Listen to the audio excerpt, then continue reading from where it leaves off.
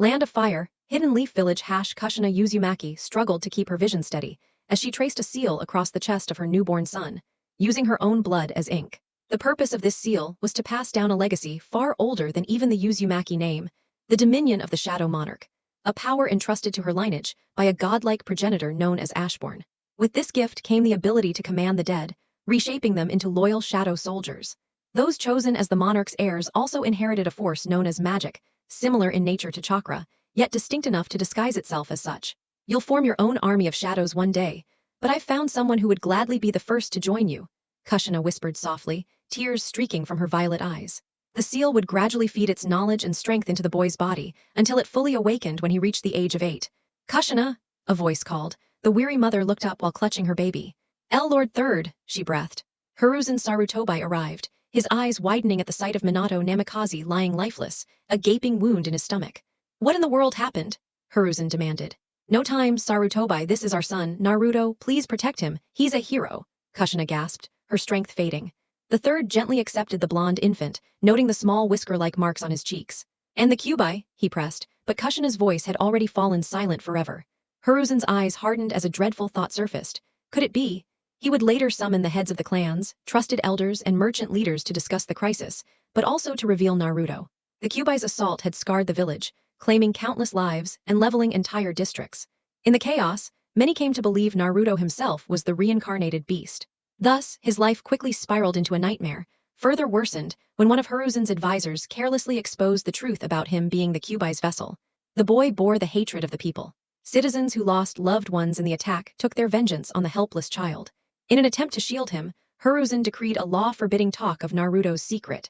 Yet even he underestimated the villagers' malice. With his council, made of clan leaders, advisors, and wealthy merchants, burying him under endless paperwork, Hiruzen's attention was constantly diverted. By the time Naruto reached 7, he had endured countless assaults, most offenders escaping punishment thanks to council influence. His body bore the proof of his suffering, thin, frail, and far too undernourished for a child of his age. Naruto walked through Konoha with his head lowered, trying to escape the burning gazes of hatred cast by the villagers. 2 years had passed since he was expelled from the orphanage, and separated from the only friend he ever made there. He had called her Panda.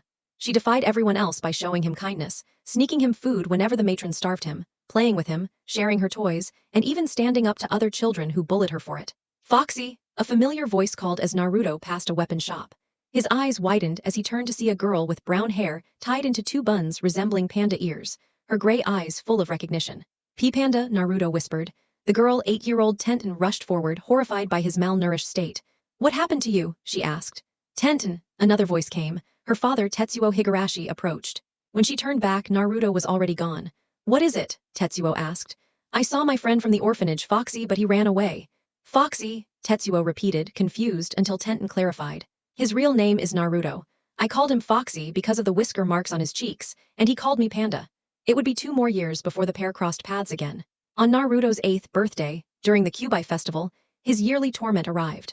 For the past 3 years, villagers had chosen the festival as their time to attack him, knowing Shinobi would be occupied with the celebrations. A mob dragged the boy into a dark alley and mercilessly beat him with fists, feet, pipes, and even wooden planks until one shattered from overuse.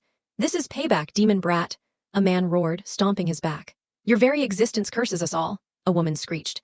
When they tired of their cruelty, they left Naruto broken and bleeding, laughing about their fun. Barely conscious, the boy's wounds slowly mended under the mysterious power within him, while the seal carved into his chest began to stir. Naruto awoke to find himself no longer in the alley, but in what looked like a vast sewer. Disoriented, he staggered upright, spotting 2 tunnels that stretched into the darkness. Guess I'll go right, he muttered, trudging forward. Minutes later, he arrived before an enormous cage bound with thick bars and a glowing seal. So, my jailer finally arrives, a booming, sinister voice echoed. Naruto froze as 2 crimson eyes flared within the darkness, slit like blades.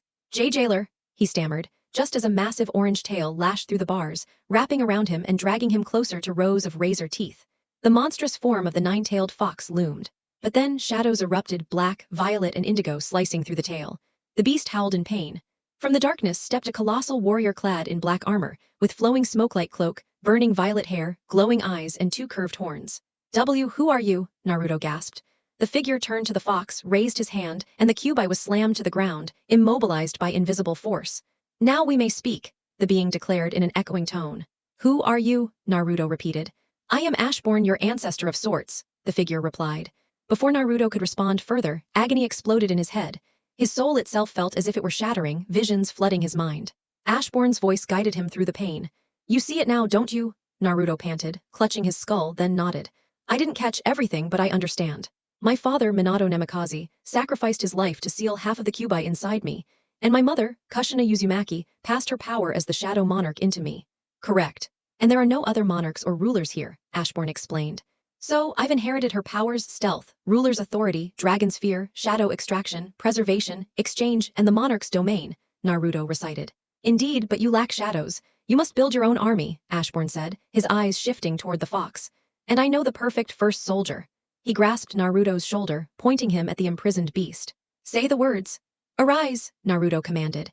A surge of dark energy burst from him, overwhelming the Kyuubi, which dissolved under the Shadow Monarch's will. The once feared beast became Naruto's first shadow warrior. Naruto gasped awake back in the alley.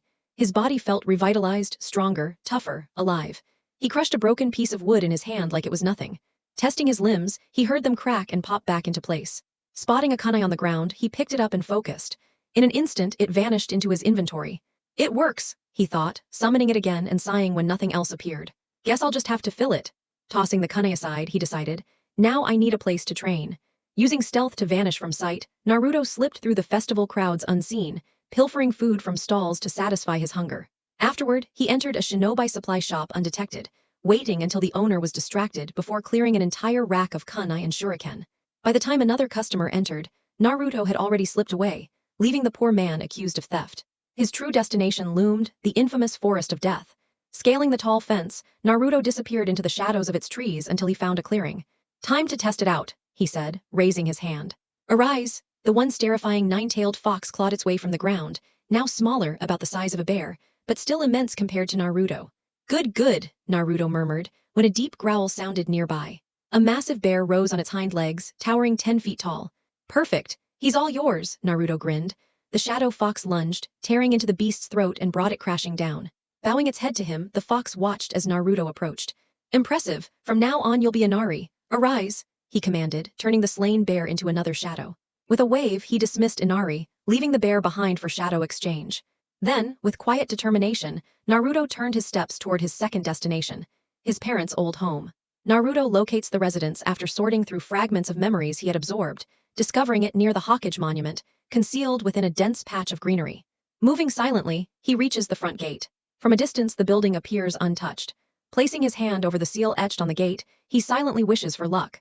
After a few tense seconds, he hears the mechanism click open. He slips inside quickly, closing the gate behind him to avoid drawing any attention. Pushing through the thicket of vegetation that surrounded the house, he eventually arrives at the front door, surprised to find it unlocked, and steps inside. This would have been home, Naruto mutters quietly, scanning the interior.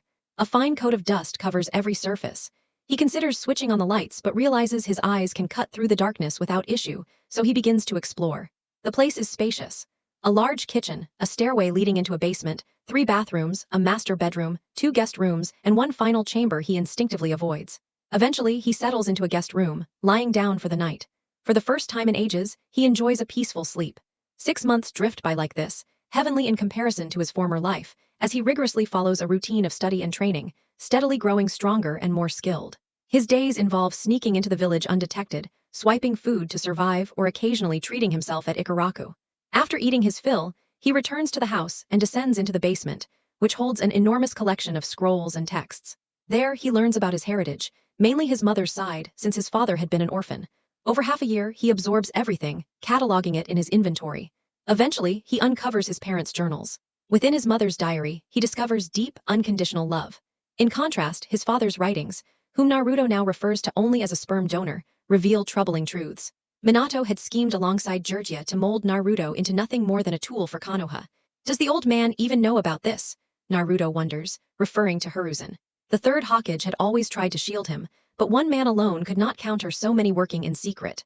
By midday, Naruto eats again before switching places with Winter, the bear spirit bound to him, in the Forest of Death, where his training intensifies. He conditions his body by hammering fists into tree trunks, running endless laps, grinding through push-ups, sit-ups, and pull-ups until exhaustion. His frail frame hardens into lean muscle, no longer resembling the malnourished boy of old. Training in the forest exposes him to lethal wildlife, from tigers and bears to monstrous spiders, wasps, and a massive serpent. He adds many of them to his shadow ranks. The real danger, however, is the forest's mistress, Anko Mitarashi. Though he tries to avoid her, she catches him more than once. "What's a brat like you doing here? This place isn't a playground," Anko demands, her brow arched, her tone equal parts irritated and intrigued. She's clad in her usual revealing garb, violet hair tied into a fan-shaped ponytail, eyes a flat brown without pupils. "I'm hiding," Naruto mutters, feigning cowardice. "Pretty bold for a runt, this forest could swallow you whole," she replies with a smirk. "I'll take my chances," he answers, gaze averted. Her smirk eases into something warmer before she remarks, "Well then, brat, stick to the fence line if you want to keep hiding here," and vanishes in a swirl of shunshin. I need to be more cautious, Naruto thinks, switching with a bird's shadow back at his parents' house. "Hello Naruto, I am Mikoto Uchiha," a woman greets him one day at Ikaraku. Naruto turns, facing a stunning figure. Long, sleek black hair framed by bangs around her cheeks, eyes dark and calm. She wears a modest deep purple blouse with a red plum skirt.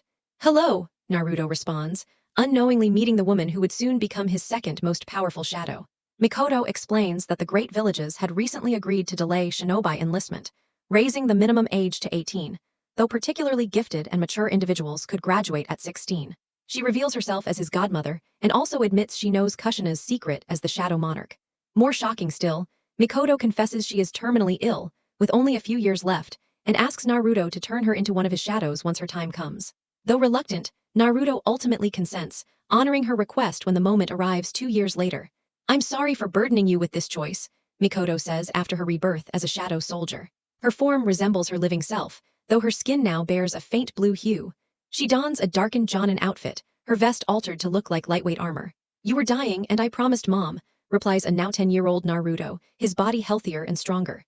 "Yes, but I still worry for my clan and my children," Mikoto confides. Tilting his head, Naruto listens as she explains how, after the Kyuubi attack, the Uchiha were shunned when people swore they saw the Sharingan in the beast's eyes. Forced to the village's outskirts near the prison, resentment grew until whispers of a coup filled the air. "Now that I'm gone, Fugaku may corrupt my children, Sasuke especially. Itachi is more stable, and her being sent to the capital should limit his influence," Mikoto adds gravely. Naruto assigns her to watch over her clan. She also aids him with jutsu studies, especially Kushina's techniques, steering him away from Minato's. Under her guidance, he improves chakra control and secures chakra paper to learn his elemental affinities: lightning, wind, and fire. With practice, he even adapts ninjutsu into magical equivalents, shaping them into orbs, spikes, or other constructs. 2 more years slip by. Naruto enters the academy, surrounded by children of shinobi and merchant families. Some, like Shikamaru and Choji, prove friendly, others like Shino and Ino remain neutral, but many treat him with hostility. Kiba, Hinata, Sakura, Sasuke, and several others. The teachers constantly look for excuses to throw him out of class, though Naruto doesn't mind. He now commands the Cage Bunshin, leaving a clone in his place while he trains in the forest. Though deliberately taught wrong stances and techniques, he easily corrects them on his own. One afternoon, Naruto eats his small lunch while sitting alone on a swing, watching the other kids cluster in groups. "You should try making friends, sweetie," Mikoto urges gently. "Why, they'll never accept me. Their parents fill their heads with lies because of Inari," Naruto replies. Using stealth, he had once slipped into Hiruzen's office and uncovered the old law the Hokage had made to protect him, though it seemed meaningless in practice. Some law that turned out to be, Naruto thinks bitterly, chewing his food. "Heads up," Mikoto warns just as Tenten appears. "Foxy," Tenten greets and Naruto sighs, giving her a small nod. "How's class, any friends yet?" she asks. He shakes his head, making her frown. Before they can talk further, a shrill voice interrupts. "Why are you talking to him?" Sakura yells. "He's someone I know. You don't get to decide who I talk to," Tenten retorts calmly but firmly, silencing the pink-haired girl. "He's dangerous, my mom said so." Sakura crosses her arms. "And then mind your own business," Tenten answers. Sakura falters, unable to respond before stomping away. "See, a friend," Mikoto notes warmly. From then on, Tenten becomes a steady companion, sharing meals and even introducing Naruto to her father, a kind man who treats him far better than most adults. But the cruelty never stops.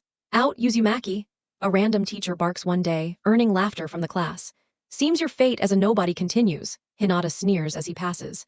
Kiba sticks out his foot to trip him, but Naruto hops over effortlessly, resisting the urge to break it.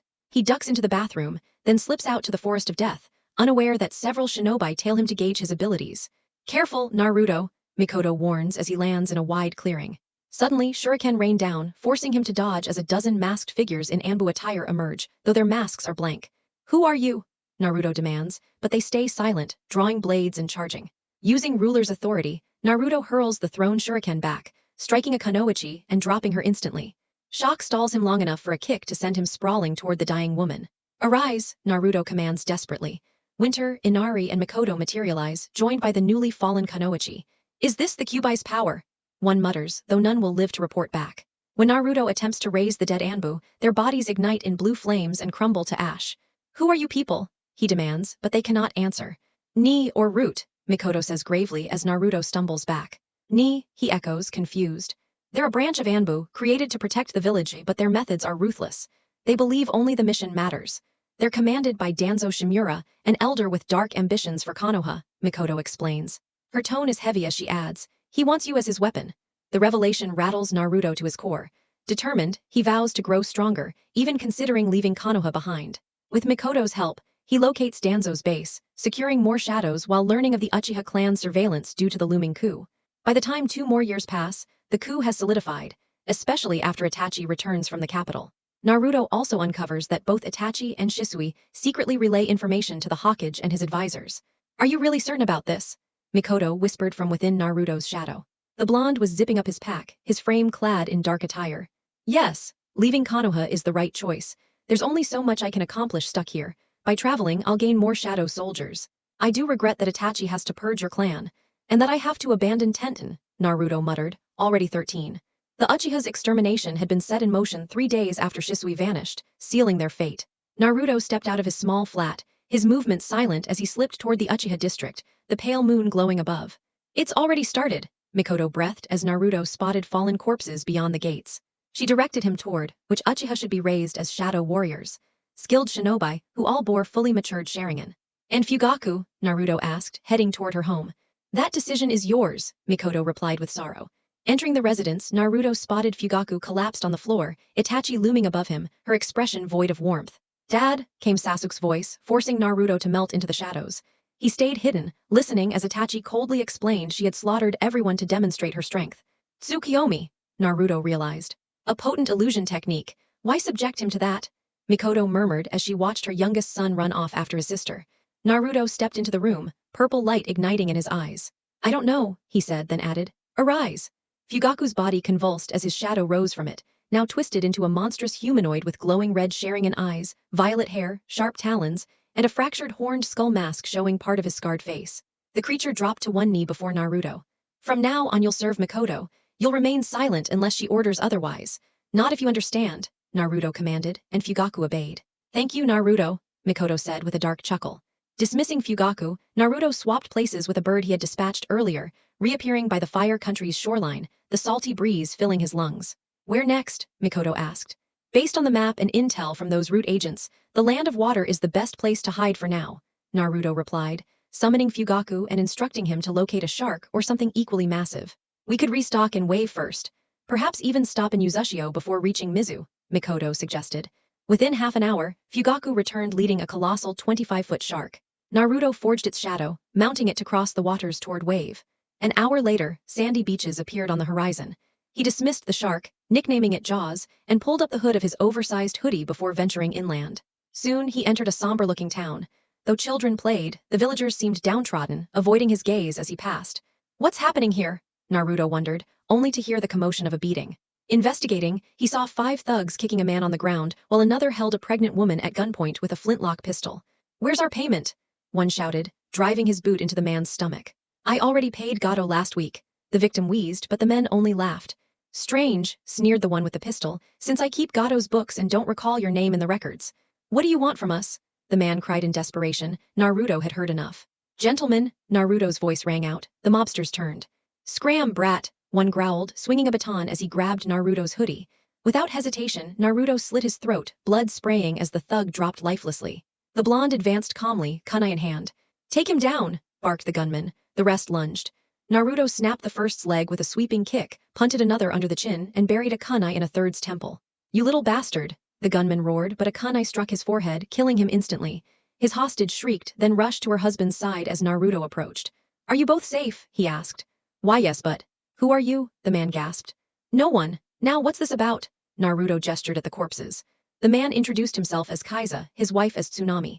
They explained how their island once thrived on trade until Goto's shipping company monopolized everything, using hired goons to crush dissent.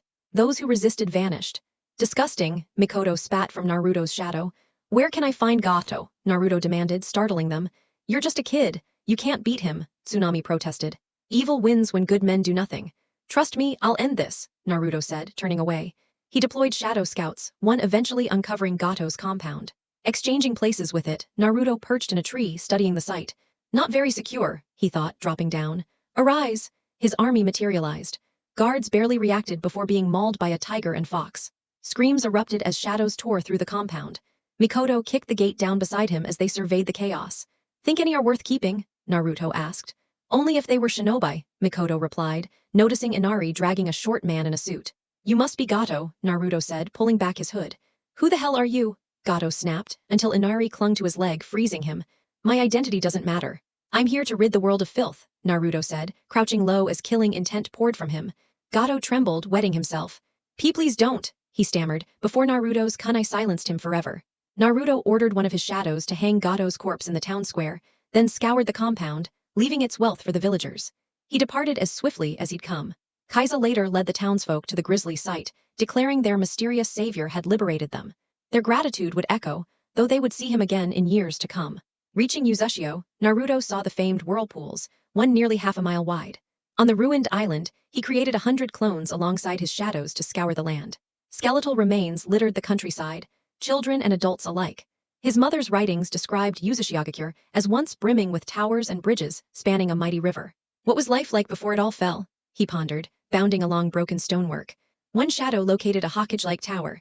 Naruto warped inside and descended into a ruined vault sealed with blood. Cutting his palm, he unlocked it. Inside lay weapons of his clan. Tenten would lose her mind here, Naruto thought of his weapon-loving friend.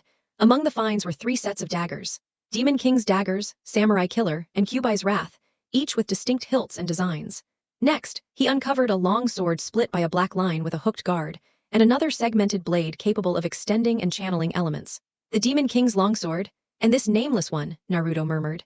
Lightning Storm's elemental extension, impressive. The last items included the scorching gauntlets, clawed arm-length armor forged from chakra metal, and the Uzumaki revolving rifle, chambered for .56 rounds. He secured them all, along with a journal chronicling the Uzumaki's shadow monarchs, only 3 before him. Each had wielded these relics in different styles, one with the longsword and nameless blade, another with the daggers, and the last with the rifle and twin pistols, ebony and ivory. No firearms, Naruto thought, puzzled. But when he flipped to the final page, his blood simmered with rage. Konoha's corruption was laid bare. The writer made it clear that the Uzumaki had been betrayed, with Jiraiya and Danzo being the worst offenders. Danzo, you're sitting right at the top of my death list, Naruto muttered as he surfaced. You keep a death list? Mikoto asked, already waiting for him. Yeah, just made one. Danzo's at the top, Jiraiya right after, Naruto replied. Let me be the one to cut off that pervert's balls, Mikoto growled, making the blonde wince. Over the next 2 months, Naruto combed through the island but uncovered nothing significant. Instead, he focused on testing his new arsenal, each weapon proving deadly in its own way. The most fascinating was a revolving rifle, inscribed with seals that automatically summoned fresh rounds into the cylinder once the spent ones were ejected. He hunted animals to hone his aim before finally deciding to travel to the Land of Water. That nation consisted of scattered islands, each with its own customs. After 4 months of wandering, Naruto grew familiar with the cool, misty weather and diverse culture. Along the way, he purchased new attire. A black sleeveless collared shirt fastened with silver clasps, loose black trousers, lace-up boots that rose to his knees, a dark blue sash and black gloves. With a newly bought map, he located the central island that housed Kirigakure and noted the capital resting on a separate isle. Japanese letter, Japanese letter, Japanese letter, Japanese letter, Japanese letter, Japanese letter, Japanese letter. Naruto disembarked on Fujioka Island with locals, immediately struck by a heavy atmosphere, eerily similar to Konoha's Kyubai festival. You arrived just in time, traveler, a man greeted him, overly cheerful. In time for what? Naruto asked, raising an eyebrow beneath his hood. A festival, another villager chimed in, grinning. Naruto gave a slow nod and checked into an inn, but every smile he encountered felt hollow. Sending his shadow scouts across the island, he muttered on his bed, This place feels wrong. I feel the same, Mikoto agreed. An hour before sunset, his shadows returned. The town was the only one left standing, the ruins of 3 others scattered across the island. Yet something even more chilling caught Naruto's attention. No children anywhere. No infants, no youths, nothing. A knock at his door pulled him from his thoughts. Opening it, he found a broad-shouldered young man with spiky black hair, neat facial hair, and a kirigakure headband. "Greetings, friend. My name's Suiko, a Jonin of the Mist. I'd like to invite you to tonight's bonfire," the man said. "A bonfire for what?" Naruto asked warily. Suiko smiled a false smile that the blonde recognized all too well. "Better to keep it a surprise," Suiko replied, patting Naruto's shoulder. "Fine, let me grab my hoodie first," Naruto said. Once dressed, he followed Suiko toward the heart of the town, where the bonfire roared and the crowd gathered. But the villagers' smiles began to twist, shifting into the same cruel expressions Naruto remembered from his childhood beatings. "Everyone, thank you for joining us at tonight's bonfire of heretics," Suiko shouted, prompting cheers. "Bloodline users are the root of all evil in our land," he declared. A terrified scream rang out as a girl Naruto's age, auburn-haired and green-eyed, was dragged into the circle. "She's cursed. A bringer of disaster," a woman shouted in glee. "We caught this filth on patrol and brought her to burn before all," Cho announced. The girl's body was bruised, her fear clear as Naruto's own painful memories surged back. "Please, let me go," she begged, before Junti struck her face with a brutal punch, blood flying. "We ought to kill you and defile your corpse before the flames," Junti sneered. The crowd roared in agreement, chanting for her death. When Naruto began trembling, Junti stepped toward him with a cruel grin. "Hey, newcomer, why don't you join?"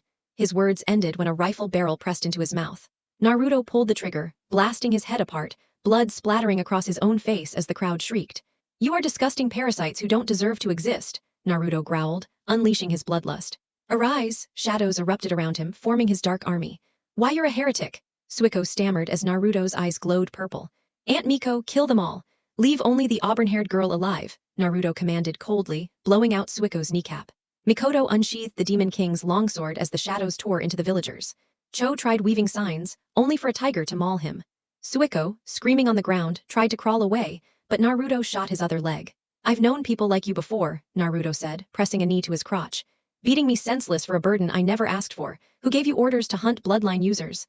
"Gee, go to hell," Suiko spat. The fourth Mizukage," the battered girl whispered. "So Kirigakure ordered a purge. Is that why the other towns are ruins? Why no children remain here?" Naruto demanded. "You know nothing," Suiko snarled. Naruto rose, rifle aimed at his skull, then lowered it. He handed the girl a kunai instead. "You should kill him." Shaking, she rose and staggered toward Suiko. "You monster!" he screamed before she fell upon him, stabbing again and again until the kunai snapped over 30 thrusts. Naruto draped his coat over her shoulders once she collapsed, trembling.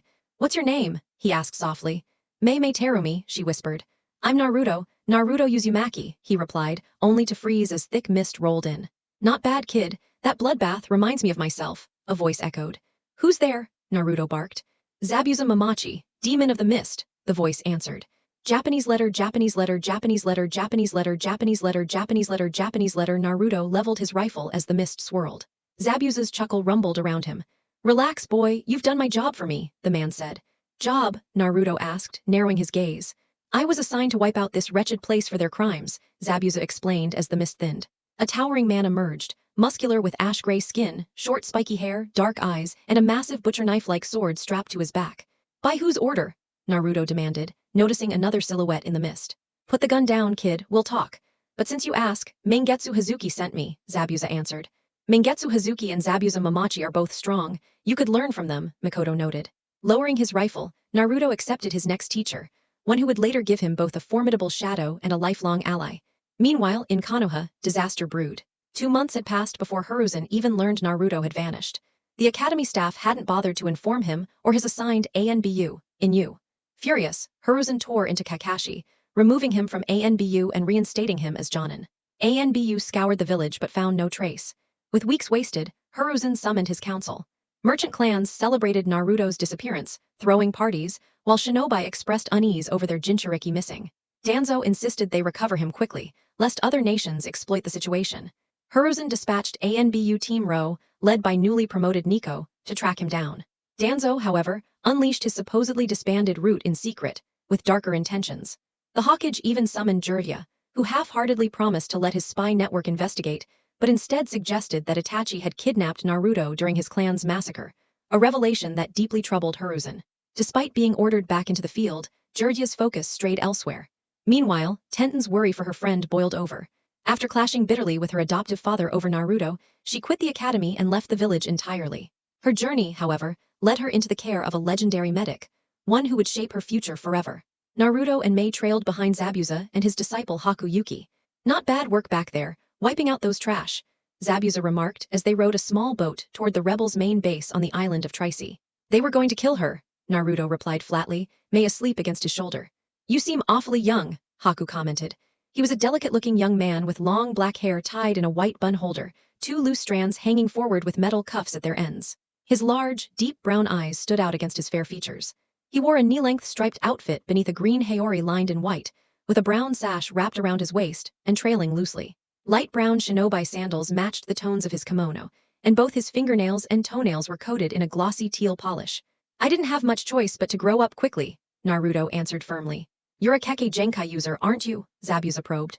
Something like that. I just ended up on Fujioka by chance, Naruto said, keeping things vague. Conversation died down and soon the boat touched land. Zabuza guided them toward the headquarters. As they passed through, Naruto and Mei saw men, women, and children gathered. Those are the survivors of the purges, Haku explained, while Mei clung to Naruto's side. Innocent lives taken just because of their bloodlines, Mikoto muttered. They finally reached a large tent. Oi, Mangetsu, I've returned and I brought someone interesting, Zabuza called out. Inside, Naruto spotted a young man leaning over a map with several others pointing at strategy markers. Interesting how? Mangetsu asked. He had pale violet eyes, shoulder-length white hair, and jagged shark-like teeth. His attire consisted of a sleeveless black shirt, light purple pants with striped leggings, and bandages around his neck. This kid wiped out every last one on Fujioka, Zabuza revealed, shocking those present. Mangetsu studied Naruto and Mei in silence before speaking. Your names, he demanded. Naruto, the blonde answered curtly. Mei Terumi, she said, a hint of nerves in her tone. Do either of you possess bloodlines? Mangetsu pressed, his voice sharp, leaving no room for lies. Naruto sighed, then demonstrated by summoning a beastly creature forged of shadows, explaining he could call forth animal-like warriors with chakra and command 3 elemental natures. Mei admitted she carried not one but 2 bloodlines, lava release and boil release. Such gifts are valuable. Would you consider aiding us in freeing Kirigakure from its oppressor? Mangetsu asked. He went on to explain that years after the Third Shinobi War, the Fourth Mizukage had ordered a purge of bloodline wielders, sparked by the brutal actions of the Kaguya clan.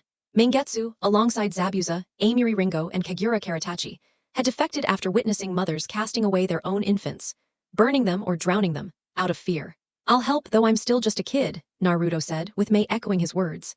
Zabuza will take charge of your training, Mangetsu declared. I don't know how to train girls, Zabuza muttered. A playful voice chimed in, Fufufu, then I'll handle her. Naruto and Mei turned to see a petite woman with flowing red hair and black eyes. Her forehead protector bore a slash, tied with cloth on both sides so the ends stuck upward, while the rest of her hair spilled down. She wore a loose, striped long-sleeve shirt with a dark obi, black hakama pants, and striped leg wraps. Amiri Ringo, Mangetsu introduced, gesturing to her. I'll take her but I'll train the brat my way, Zabuza insisted, and Mangetsu dismissed the 2 youths. Later, Naruto went wandering, only for Mei to tag along. Why are you following me? He asked, slightly annoyed. You're the only one I know here, and you saved me, she replied, her eyes flicking nervously. Don't be rude to her, Mikoto chided, making Naruto sigh. He extended his hand to Mei and she took it. Fine. You can stick with me, he said. That night, they asked around for a place to stay but received only blankets. Food was plentiful, though, and they ate well before settling down. Mei often crept close to him in her sleep, shaken by nightmares, a habit that lasted for weeks. Training with Zabuza and Amiri began with enduring their killing intent, forcing the teens to stay standing under the crushing pressure. Both succeeded, though Mei barely managed, which impressed Amiri. Their next challenge was diving headfirst into mastering silent killing and surviving within the hidden mist technique. Naruto managed in 6 months, Mei in a year, while their mentors taunted them with imagined weak points they'd stab first. All right, brat, you and brat number 2 are going fishing, Zabuza said one day as they hunted Kiri forces from Sayako Island. Who's the catch? Naruto, now 14, asked. His name's Kim Chulin, can't miss him. Big brute, double-edged axe. He's holed up in lies, Zabuza answered. You're only allowed to use silent killing, Amiri instructed, her eyes shifting to Mei, also 14, dressed in dark blue. You can add the hidden mist technique, Zabuza added. If you succeed, we'll teach you some new jutsu, Amiri promised. The 2 nodded and hurried toward lies. I'll send clones to scout and then plan, Naruto said. Mei agreed. After an hour, they reached the small town of 20 or so buildings. Naruto's shadow clones infiltrated stealthily while the real pair hid on a hill 2 miles away. What do you think they'll teach us? Mei asked quietly. Probably something that matches our elements, Naruto replied, peering through binoculars. Mei stared at him, tempted to touch his whiskers but held back. Sensei mentioned finding some techniques for my lava and boil releases, she added. That's good, Naruto said, oblivious to her glances. My godchild is hopelessly dense, Mikoto thought from the shadows. Half an hour later, Naruto gathered intel. Kim's at the center of town with a dozen shinobi, Genin and Chunin, he said. What's he look like? Mei asked as they moved from their perch. Big, buzzcut black hair, standard Jonin gear, massive axe, Naruto explained. Ready? He asked, and Mei nodded. Naruto created another clone, then they split. He advanced down the main road as a thick mist spread. Drawing his Inari's wrath daggers, he commanded, "Arise," and shadowy beasts took shape. Meanwhile, Mei glided over rooftops, senses sharpened from Amuri's harsh training. Who cast this mist? A ninja muttered below. Mei dropped silently behind him, driving Senbin into his head, then laid his body down gently. Saki! Another voice cried as she readied her next strike. Naruto stalked toward Kim, his footsteps silent. Maybe you should have brought someone with wind release, he taunted, his voice echoing. Who the hell are you? Kim roared, raising his axe. I'm a demon born from those your leaders slaughtered, Naruto whispered, slashing two Chunin before they could react. Demon, huh? You think you're Zabuza Mamachi? Kim barked, scanning the fog. No. I'm worse, Naruto replied, cutting under Kim's arm. The brute howled, swinging wildly, his strikes failing to clear the mist. Why, you're a Kiiri shinobi, this should be second nature. Now where to cut? Larynx, spine, lungs, jugular, kidneys, heart, so many choices, Naruto teased before stabbing his kidney. Kim crashed to a knee, blood dripping, but forced himself up. Naruto slashed his other side, poison from the Biju chakra in his blade slowing him. Let's finish this, Naruto said, crippling Kim's leg and striking under his arm again. Kim collapsed, dropping his axe. Naruto lightened the mist to reveal himself, seized the axe and decapitated him. Your name will be Spot, he said coldly, raising Kim as a blue-skinned revenant before dismissing him. Mei arrived soon after. Mission accomplished, she said. Naruto nodded, and together they vanished, the mist clearing. Townsfolk would later whisper that phantoms had slaughtered the squad. Not bad, brat. You too, brat number 2. You've earned some new techniques, Zabuza said. All right, kids, time to head back, Amuri added. Naruto lay on the bed of his current residence when a soft knock echoed at the door. Rising, he opened it to find Mei standing there in a long nightgown, holding a pillow in her arms. He gave a tired sigh but stepped aside to let her in. As he shut the door, she was standing close, almost touching him. Something the matter? He asked, brow furrowed. No, but there's something I need to say, Mei replied, her green eyes locking onto his blue ones. Is she about to confess? Mikoto wondered to herself. I know I shouldn't, but I love you not just as a friend, Mei admitted, leaving the blonde stunned. W8 what? Naruto stammered, glancing away from her gaze. I haven't known you long, but I've fallen for you. You saved me like some kind of knight, lifted me from my lowest point, so I want to be by your side, she said, her face burning red. You're serious. You hardly know me, Naruto replied, hiding the lower half of his face with his hand as his ears turned crimson. I don't care, and don't think you're pushing me away, Naruto Uzumaki, Mei declared. Then, in a burst of courage, she pulled him into a sudden kiss. It was hesitant and full of raw emotion, yet tender, a silent plea for acceptance. Naruto's eyes widened at first, caught completely off guard, but soon the shock faded and he found himself returning the kiss. It was clumsy and shy, a reflection of their inexperience and vulnerability. Slowly they parted, and Naruto searched her eyes for the right words. Mei, I had no idea you felt that way. Aunt Miko always says I'm slow like my mom, but hearing this changes everything, he admitted. I was terrified. I didn't want to ruin the friendship we were building, Mei whispered, biting her lip, anxiety twisting in her chest. But Naruto drew her into a warm embrace. Congratulations, sweetheart, your first girlfriend, Mikoto chimed. And I think I've started to feel the same, Naruto added, making Mei laugh softly. We'll work through this together, Mei. For her, that was enough. In the months that followed, Zabuza and Amuri trained Naruto and Mei in several techniques. Water formation pillar, water bullet, water dragon bullet, and a powerful combined jutsu with Naruto known as lightning water dragon bullet. Amuri also taught Naruto lightning-style techniques, including lightning fang, falling thunder, lightning ball, and lightning dragon tornado. Their progress stirred jealousy in Amuri's apprentice, Reiga Kurasuki, though he lacked the courage to confront the blonde. 2 years slipped by, during which Konoha rejoiced over Naruto's absence, finally rid of the demon. But their celebration was dampened by the Fire Daimyo's death. His sons, Ieyasu and Nobutatsu, clashed over succession, with the village bound by old pacts to remain neutral, even as darker forces secretly backed Nobutatsu. Meanwhile, in Water Country, Naruto thrived, sharpening his skills under Zabuza and Amuri's guidance, and growing closer to Mei as shared pain forged their bond. Mei, emboldened, grew less hesitant with her affection. Scene break, get moving, kid, bring your shadow clone, Zabuza called. Now nearly 16, Naruto leapt up from his push-ups. His outfit consisted of a sleeveless black collared shirt with silver clasps, loose black pants, knee-high laced boots, a dark blue sash tied at his waist, and black gloves. He'd grown taller and more defined, his whisker marks nearly gone and his blonde hair trimmed shorter, no longer resembling his father. Where are we headed? Naruto asked, stretching his joints. We're after a big target, Zabuza replied with a grin. All right, Naruto said, returning to his temporary lodging on Ishidari's main island. Will you remain in the mist or journey further? Mikoto mused. I want to finish supporting the rebels, but I also wish to meet Tsunade Senju, and maybe Ieyasu Oda, Naruto thought, recalling the civil war in Fire Country and wondering if the old man was involved. Reaching a cottage, he found Mei stepping outside. Her one short hair now reached past her shoulder blades, tied in a high knot with a dark blue ribbon. She wore a sleeveless black crop top with a buckled choker, black shorts with purple straps on her thighs, lace-up boots, loose camo-style warmers, and high-waisted stirrup tights. Welcome back, she greeted, then frowned. We've got a mission. She looped her arms around his neck. Yeah, Zabuza says we're after some big prey, Naruto replied, brushing his nose against her neck and breathing in her blueberry scent. Any idea who? She asked as they stepped inside. No clue, but we follow our teacher, Naruto said, grabbing his gear. Of course, Phantom-kun, Mei teased. Naruto shook his head, slipping on a long black coat with silver fastenings, its hood shaped with a beaked tip, blue lining along the torso, and a split-tailed design. Mei joined him in her own black jacket with purple trim, high collar, and hood covering her lower face. Twin filters sat at the chest, while its sleeves extended into white-clawed gloves. Together, they found Zabuza and Haku waiting. Greetings, Naruto-kun Mei-chan, Haku said with a bow. Both returned the gesture. Let's move, and don't backtalk, Zabuza ordered. Naruto raised his hands in mock surrender. The four sped off at Chunin pace, Mei and Naruto pulling up their hoods, Haku donning his hunter-nin mask with curved eye slits and a red wavy mouth design.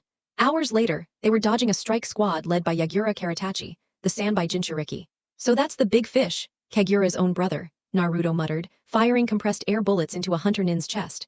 Shut it, brat, Zabuza barked. Haku and Mei unleashed Senbon, but Yagura spun his hooked staff, forming an aqua mirror to reflect their assault. Both sides reached a wide clearing near a lake and halted. Zabuza Mamachi, Yagura spoke coldly. He was a short youth with unkempt gray hair covering half his face, the other side spiked upward. His pink eyes lacked pupils, and a stitch-like scar ran down his cheek. He wore a gray sleeveless shirt over mesh, a green poncho, turquoise sash, apron-like wrap, and brown boots. Kagura sends his regards, Zabuza taunted. My brother disgraced everything Kirigakure stands for, Yagura retorted. The fourth Mizukage is nothing but a coward who kills innocents for being born different, Zabuza countered, glancing at Naruto. Do it, brat, Naruto formed quick seals. Ninpo, hidden mist technique, he called, spreading thick fog infused with chakra.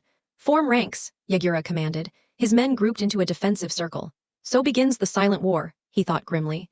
The squad strained their senses. Their foe was Zabuza, the infamous demon of the mist, who had slain his entire academy class and haunted even the Yonde Mizukage, Tozen Hijikata, with fear. Flames burst through the fog, countered by a wave of water, then a shadowy tiger-shaped figure lunged from the mist, dragging a Kanoichi away screaming. Zabuza struck from above, his blade clashing against Yagura's staff, while Haku's hail of Senbon dropped two more. You cannot defeat me, Zabuza, Yagura growled. Is that so? Show me your beast then, Zabuza sneered, fading back into the mist. Too bad your brother isn't here to see this. Yagura released a surge of tailed beast chakra, forcing everyone to brace. Wind style, typhoon impact. He roared, smashing his staff down to blow the fog away. But he barely avoided a wave of lava and lost his weapon in the process. Secret art, demonic ice mirrors, Haku declared, trapping Yagura and two allies inside shimmering panels of ice. Dark clouds swirled overhead. Naruto lashed out with his segmented blade, tearing through one Kanoichi. Mei vaulted over him, releasing a storm of Senbon as the two moved in perfect sync, while Zabuza butchered the rest. But suddenly, a massive pulse of chakra erupted from the ice dome. Damn it, Haku, Zabuza shouted. The barrier shatters, sending Haku crashing across the clearing. In the newly formed crater stands Yagura, his frame cloaked in a sinister, blood-red chakra carapace, nearly black in shade. It looks like an armored exoskeleton, jagged with spikes, a crab-like shell covering him and three shrimp-like tails swaying behind. Haku! Zabuza yells, staring at his lifeless apprentice. He's already finished, Zabuza. Yagura's warped voice echoes, his features hidden beneath an oversized brow and jaw. His blank, white eyes gleam as blue and crimson orbs swirl together above him, merging into a glowing purple mass. He's forming a Baijudama, kid, you know your role, Zabuza mutters, glancing at Haku's body. Perish! Yagura bellows, launching the condensed sphere forward. Naruto slams through a rapid sequence of hand signs and thrusts his palms onto the ground. Kuchios triple Rashaman, Naruto roars, while Zabuza and Mei retreat behind him. From the earth, three colossal demonic gates emerge, their grimacing faces glaring forward. Yagura's Baijudama collides, obliterating the first two barriers and warping the third backward in a deafening blast that erases everything nearby.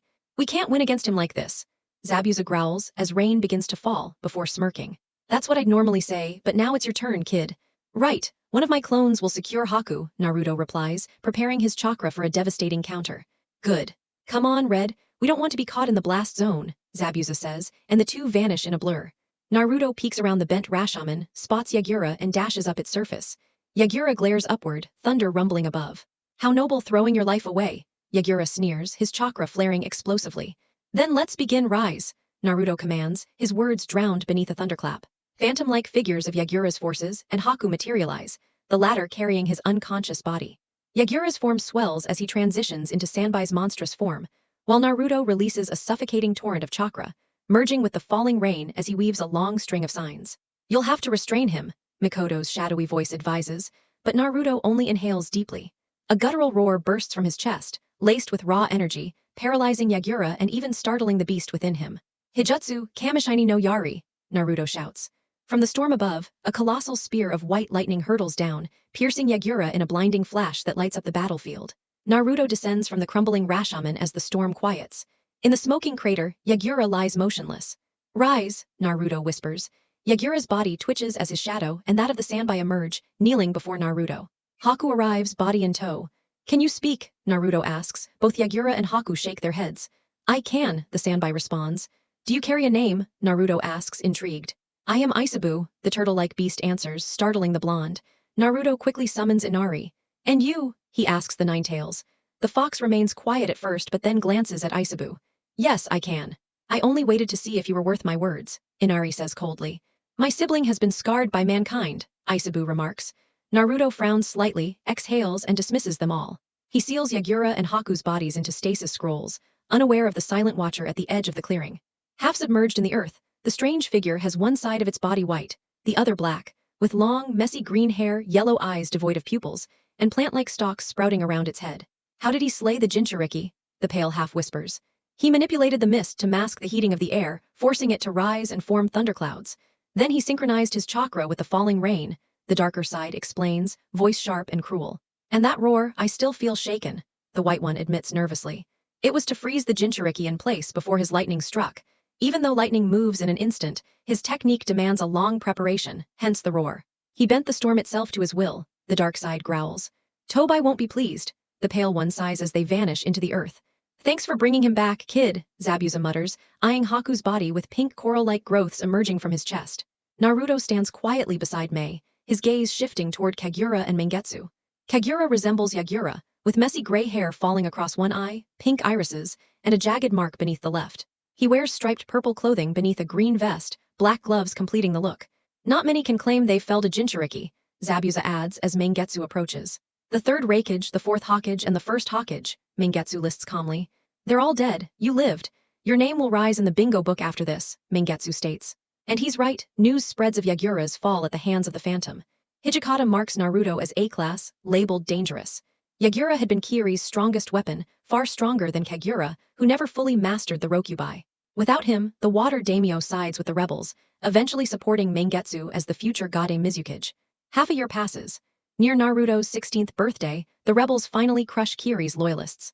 Zabuza perishes while taking down the fourth, Amiri succumbs to her illness, and her pupil Reiga steals the Kiba blades and flees in disgrace. As Mangetsu secures his title as Mizukage, Hijikata's remnants are purged. I want to grant you both the rank of Chunin of Kirigakure. Your ages are irrelevant, Mangetsu offers from the Mizukage's office. Thank you, but I wasn't born here. The Fire Country is my home, I'll be returning, Naruto replies. Wherever Naruto goes, I'll follow. A new horizon will do me good, Mei adds. Understood. Your entries in the bingo book will remain, but my hunters won't pursue you, Mangetsu says. That's fine, Lord Fifth, Naruto answers. They bow and leave. The village of towering cylindrical buildings fades behind them, moss and greenery creeping across rooftops. Let's visit Amiri-sensei, Mei suggests, squeezing Naruto's hand. He nods, they walk in silence toward the hospital. Naruto, Mei whispers. When sensei passes, will you bring her back as one of your soldiers? Her eyes glisten. Naruto presses his forehead to hers gently, nodding. Thank you, she breathes, voice trembling. On the hospital's 6th floor, Amiri lies pale and frail, IV snaking into her arm. She smirks faintly at their arrival. Well, if it isn't Mei and her boy toy. Naruto raises an eyebrow with mock offense. Boy toy, that's a promotion.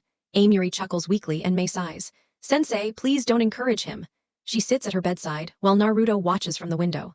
Why rush home so soon? You've both fought for years, see the world while you can, Mikoto's voice advises from the shadows. Amiri clasps Mei's hand softly. I'm glad I lived long enough to see you grow. Both of you have become strong shinobi. Don't stop now, she says. Mei nods, tears brimming. Inari's gruff tone cuts in. For once I agree with the cursed Uchiha. Let her live normally, boy. She's about to lose her mentor. Moments later, the steady beeping fades into a flat tone. Mei clutches her teacher's hand, sobbing openly. Naruto silently closes the door, resting a comforting hand on her shoulder. She's ready, Mei whispers. Naruto pulls her into an embrace as she breaks down, whispering through his chest. Rise, Naruto murmurs. A shadow emerges from Amiri's body, her spectral form dressed in her old battle attire. I promised her we'd kill Reiga, Mei vows, looking at her reborn teacher. Amiri smirks faintly. Don't worry, Reiga will pay, Naruto assures coldly. Land of Lightning Naruto stands with his nameless sword in hand while Mei sits on a rock, enjoying dango. You finally named it, she teases. Yeah, Zabumaru, he says, lightning crackling down the blade like a whip. Zabumaru, I don't think he'd approve, Mei laughs softly. I don't, Zabuza's voice grumbles from Naruto's shadow.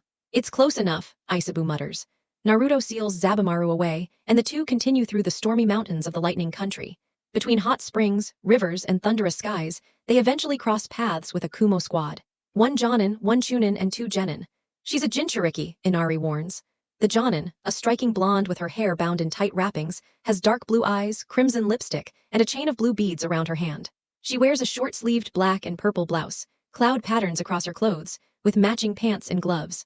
A red belt and kunai holster complete her attire, and the Kumo forehead protector gleams on her brow. Who are you shinobi? The Chunin questioned, her sharp blue eyes narrowing. She had shoulder-length blonde hair styled in a neat asymmetrical bob. Her attire consisted of a revealing low-cut top layered with mesh armor, a short skirt, crimson bracers, high boots, and a modified Kumigakure vest that wrapped around her waist like a corset. No, nothing like that. We're just wanderers, mercenaries if you want to call it that, Naruto replied, scratching the back of his head casually. I'm Mei Terumi, and this is my partner, Naruto, Mei said warmly, her smile meant to diffuse the tension hanging in the air. That explanation's a little thin, why come all the way to the land of lightning? Another Kunoichi asked, crossing her arms with impatience. She had dark skin, long spiky red hair, piercing amber eyes, and yellow earrings. Her outfit was a long, frilled short-sleeved dress paired with fishnet stockings, tall boots with white soles. The fourth in their group suddenly launched into a ramble. You know, this actually reminds me of a story. There was a traveling band, kind of like us, who unexpectedly became central figures in ending a 100-year conflict between rival nations.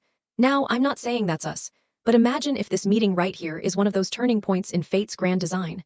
Shut it, Ami, Karui barked, smacking him on the head. Ami, a young man with dark skin, short white spiky hair and upward curving eyelashes, wore a hooded long shirt and cargo pants, his usual dour look intact. Are you ninja yourselves? Mei asked. We're with Kumigakure, Yujito answered, her dark eyes locked onto Naruto.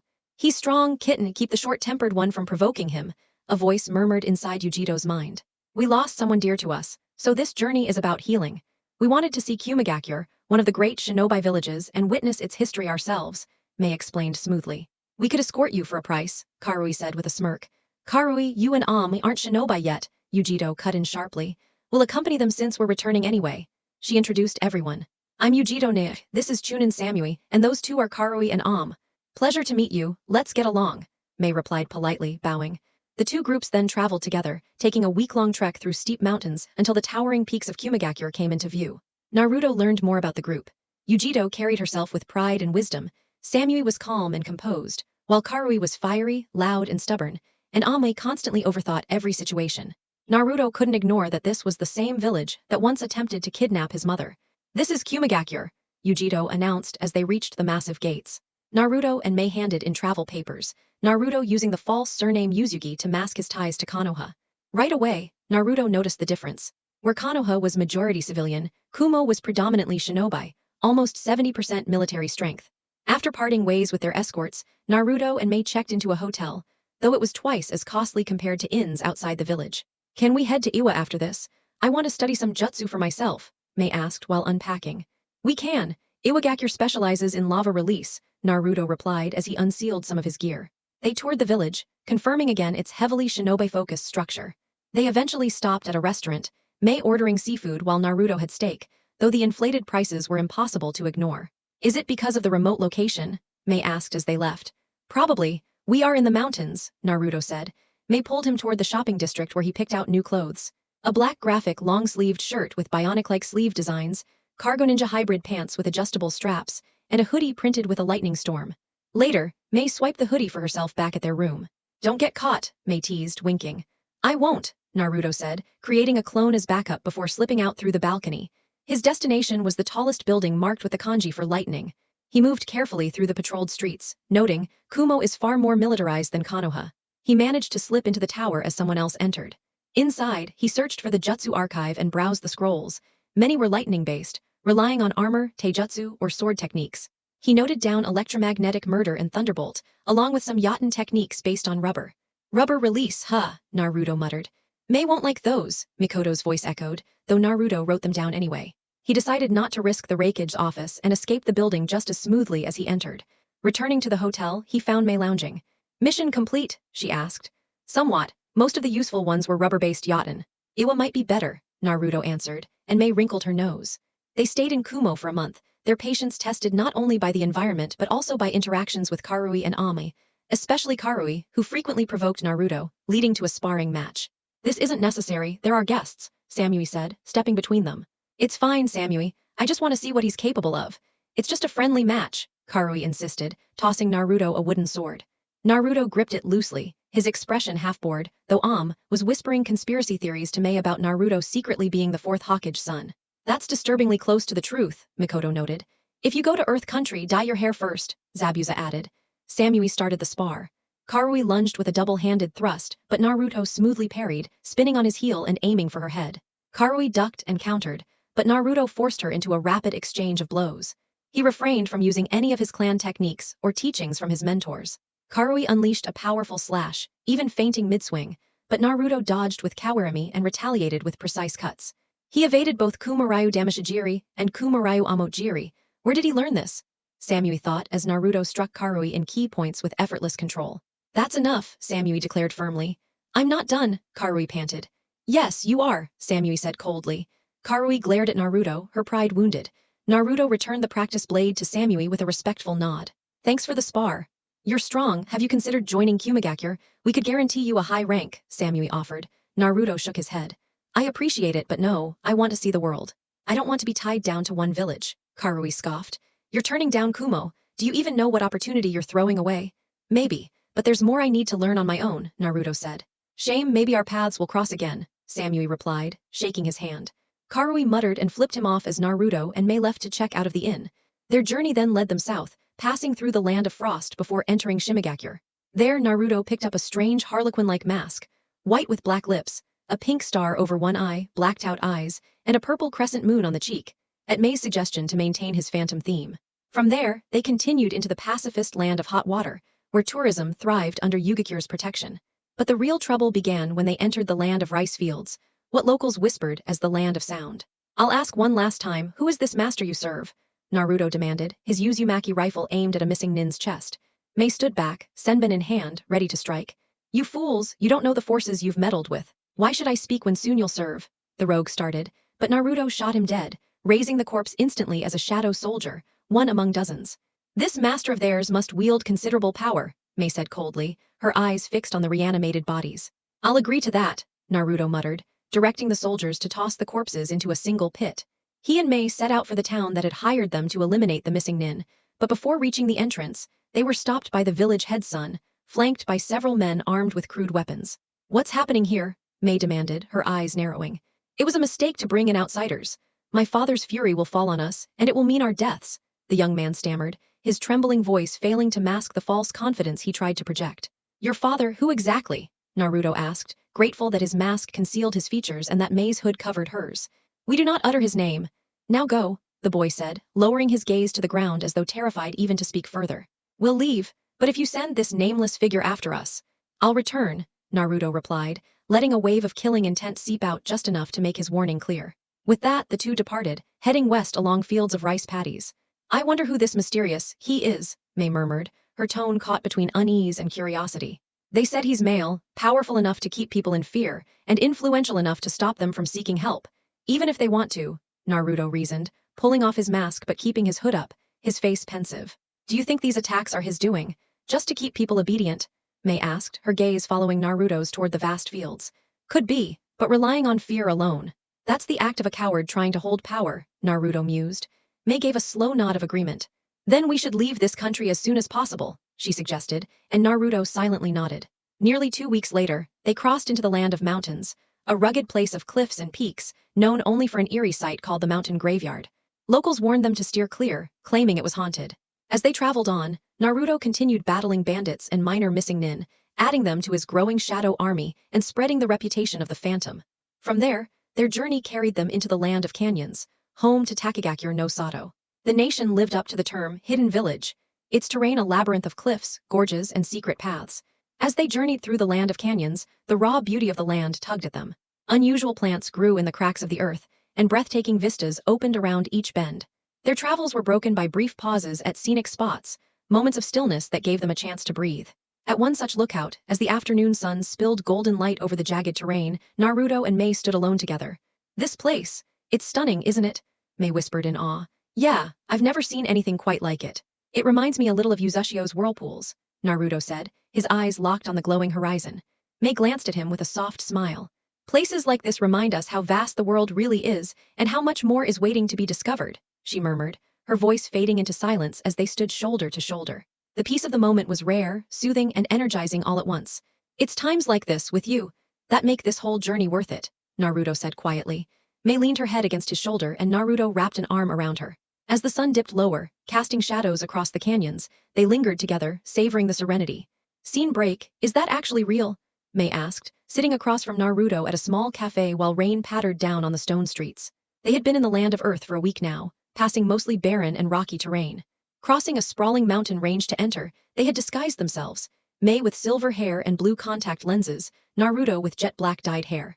Naruto bit into an iwamachi, savoring its flavor. Seems to be, he said after swallowing, letting the taste settle on his tongue. How long will we remain in this country? Mei asked, still staring out at the craggy landscape, the setting sun bathing the rocks in shades of gold and red. A few months maybe. It's a good place to train, Naruto replied. Mei sipped her tea after finishing a sweet mochi, contrasting the bitterness with a soft smile. Are we heading toward Wind Country after this? She asked. Not unless you want to, Naruto said.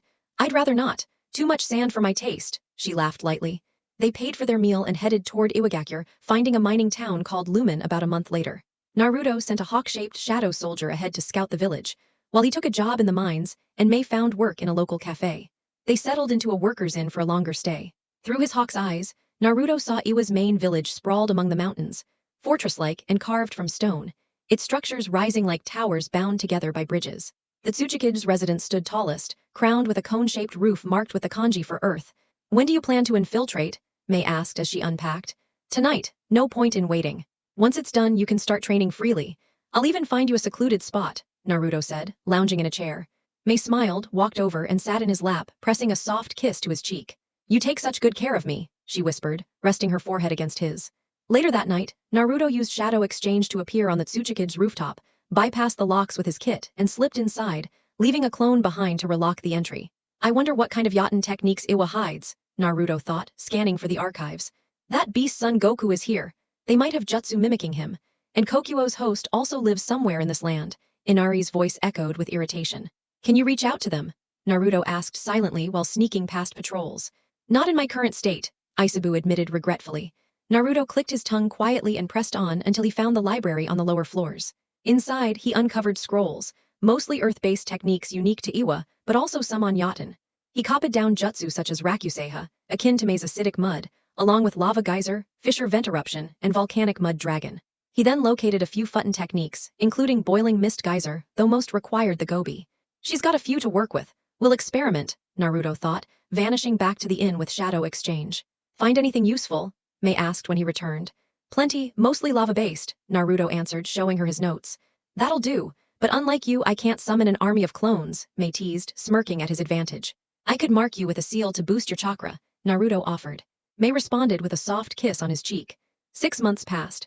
Their lives followed a rhythm, working 4 to 5 days, training on their days off, and taking 1 day for rest. The townsfolk of Lumen came to know them as a familiar couple. Naruto, the diligent miner, and Mei, the lovely face at the cafe.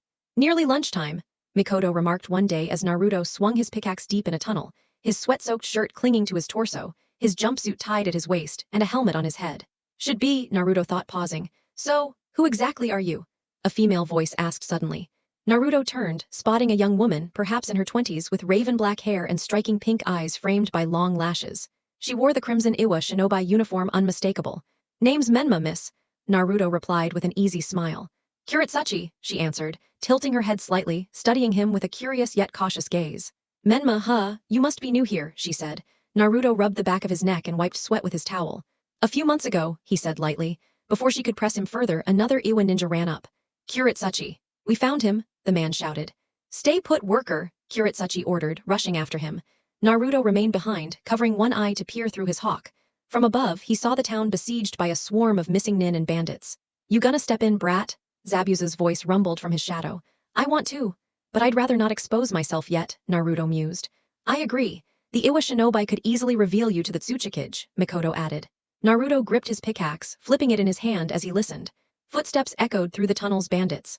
"Let's haul everything while the boss deals with the Tsuchikage's granddaughter," one said, his voice harsh and greedy, carrying through the stone corridors.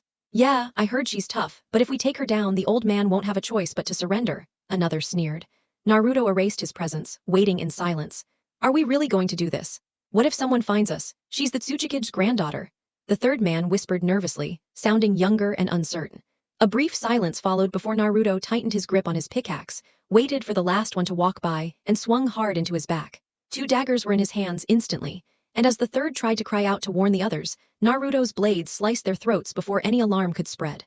"Rise!" Naruto commanded, reviving the fallen and storing his weapons away. "How many remain?" he asked. One of the shadows lifted 5 fingers. Turning toward the tunnel, Naruto quickly formed hand signs and released a thick mist. "Ninpo, Kirigakure no Jutsu," he thought as fog poured from his mouth. The 5 bandits noticed the haze drifting toward them. "Poison," one muttered. "Maybe," another answered, but his words died as a pickaxe impaled his skull. "What the hell?" the first shouted, only for a loud crack to blow his head apart like a ripe fruit. From within the fog, Naruto blurred into view, cutting down the last 3 before reanimating them and pushing forward. At the tunnel junction, however, the sharp stench of blood made him pause. Lying there were the lifeless bodies of miners he had worked beside for months. "Oya, another miner," a voice called. A thin youth with jagged purple hair stood there, dark eyes gleaming with manic delight. "Was this your doing?" Naruto asked coldly. The stranger grinned, licking his knife with unhinged pleasure. "Maybe it was, maybe it wasn't, but won't you indulge Ryuma? My new blade is thirsty for blood." At his side hung a katana, its black scabbard etched with golden dragons. "New blade," Naruto said. Ryuma patted it with pride. "I cut down a foolish samurai for it. Never even wielded properly, and forged from Iron Country's chakra steel." Naruto knew iron lay north beyond the land of canyons, a territory governed by samurai. "You murdered all these people just to test that sword?" Naruto demanded. With a twisted smile, Ryuma lifted his knife. "Not quite. These workers fell to this little toy, but you'll face my sword. You seem strong." Shadows covered Naruto's face, save for one glowing violet eye. "You're right," he said, raising the dead miners with a single word. "Arise." Ryuma's expression faltered as the shades of his victims surrounded him. His knife slashed harmlessly through their forms. "Stay back," he shouted, panic rising. Naruto's will force the weapons of the dead to strike from every side, pinning Ryuma down. Bloodied and kneeling, he watched helplessly as Naruto guided the blades back, drew the katana from its sheath, and examined it. The hilt was wrapped in black and violet, its guard round and carved with dragons among clouds. Kanji for sky, fire and dragon were etched into the blade itself. "A masterpiece, wasted in your hands," Naruto murmured, burying his pickaxe into Ryuma's skull to end him. Sheathing the weapon and storing it away, he looked to the miners. "Rest now. You've been avenged, Reiki, Monta, Gonta, Tanma, Keita, Yusuk, Masuk," he said, releasing their souls from his army. Climbing back to the surface, he encountered Iwa shinobi searching for Ryuma. "Are you the only one left?" a kunoichi asked. Naruto nodded. With a shunshin he reached the town, where Kuretsuchi stood with a captive bound in ash. "You survived, worker," Kuretsuchi remarked, her tone mingling surprise with faint respect. "Got lucky," Naruto replied. She stepped closer. "One of them was a skilled killer," she said, referring to Ryuma. "I trained a little as a shinobi but was cast out for being a civilian," Naruto answered. She tilted her head, tapping his chest with the back of her hand. "Get going, worker," she said, though her eyes lingered with curiosity. Naruto left swiftly for the cafe where Mei worked Madoka. Along the way he passed corpses. Inside, Mei sat with the owner, Nijiko, the wife of Keita. "Menma," Mei said as Nijiko looked up. "Keita," hope flashed in her eyes before fading as Naruto shook his head. A raw cry tore from her as Mei pulled her into a comforting embrace. Naruto sat beside them, gently rubbing her shoulder. "What happened?" she whispered against Mei's chest. "I was deeper in the tunnels while Keita and others guarded the junction. I overheard intruders, hid, and fought some bandits. When I reached the others, Ryuma had already struck. They fought back, hurt him, but I finished him before he knew I was there, Naruto explained. Silent, Nijiko left the table. Mei's voice followed softly. She found out she was pregnant today. The words made Naruto's chest tighten. And what happened here above ground? He asked. Missing Nin were after someone called Kuretsuchi, Mei replied with unease. I met her. She's the Tsuchikige's granddaughter, Naruto said. By week's end, the mines closed after 20 deaths, leaving Naruto and Mei to move south. They veered east into grass country, a land of forests, bamboo, rivers, and scars of the last war, like Kanabi Bridge, destroyed by the Kyoroi Senko to cripple Iwa's supplies. In Kusagakure, they heard clan disputes. Grass fruit, grass flower, Mei murmured while lying on their hotel bed. My shadows picked up rumors. Hazuki Castle supposedly hides a weapon. Grass fruit wants it unleashed, grass flower opposes, Naruto explained. Are you planning to break into that prison? Mei asked, half anxious, half excited. Naruto straddled her, laying against her chest. No, but the tale caught my interest, he murmured, his hand teasing her as she sighed. Their moment broke when frantic knocking shook the door. Naruto rose with his katana in hand. What now? Mei muttered, standing. Naruto opened it to find a girl with long red hair, short and spiked on one side, long and straight on the other, red eyes glinting behind brown glasses. Please let me in, she begged desperately. He allowed her inside, shutting the door before aiming his blade at her. Who are you? He demanded. I'm Karin Uzumaki, and you're the Shadow Monarch, she said, bowing. How would you know that? Mei snapped, a senbon poised between her fingers. Karin looked at her, then at Naruto. I possess the Uzumaki clan's Kagura Shingen. I can see Ashbourne's spirit intertwined with yours, she said earnestly. Why seek me out? Naruto asked, lowering his blade and offering her a seat. Karin steadied herself. My mother, Kikyo, told me tales of the shadow monarchs of our clan, chosen Uzumaki blessed by our ancestor. The last she spoke of was Kushina Uzumaki, she began. Why not go to Konoha? Kushina was there, Naruto pressed, her eyes dimmed. Masked shinobi attacked us. My father died protecting us. My mother and I fled here only to become slaves. Slaves? Mei's voice hardened. Karin nodded. My mother's healing bite kept us alive, but the officials here, they used her until she died. Tears welled in her eyes. Naruto handed her a cloth. They're doing the same to you, aren't they? He asked, noticing marks on her arm. Yes, I was shifted from the academy to work as an apothecary, Karin admitted. Why did you come to him? Mei asked. Karin adjusted her glasses, meeting Naruto's gaze. I know it's a lot to ask, but please take me away. I don't want to die like she did. Her plea hung heavy in the room. Mei studied her closely. You must have guards, Mei said. Yes, Zasui, a Jonin, and Midori and Shiba both Chunin, Karin confessed. Naruto exhaled, fingers running through his black hair.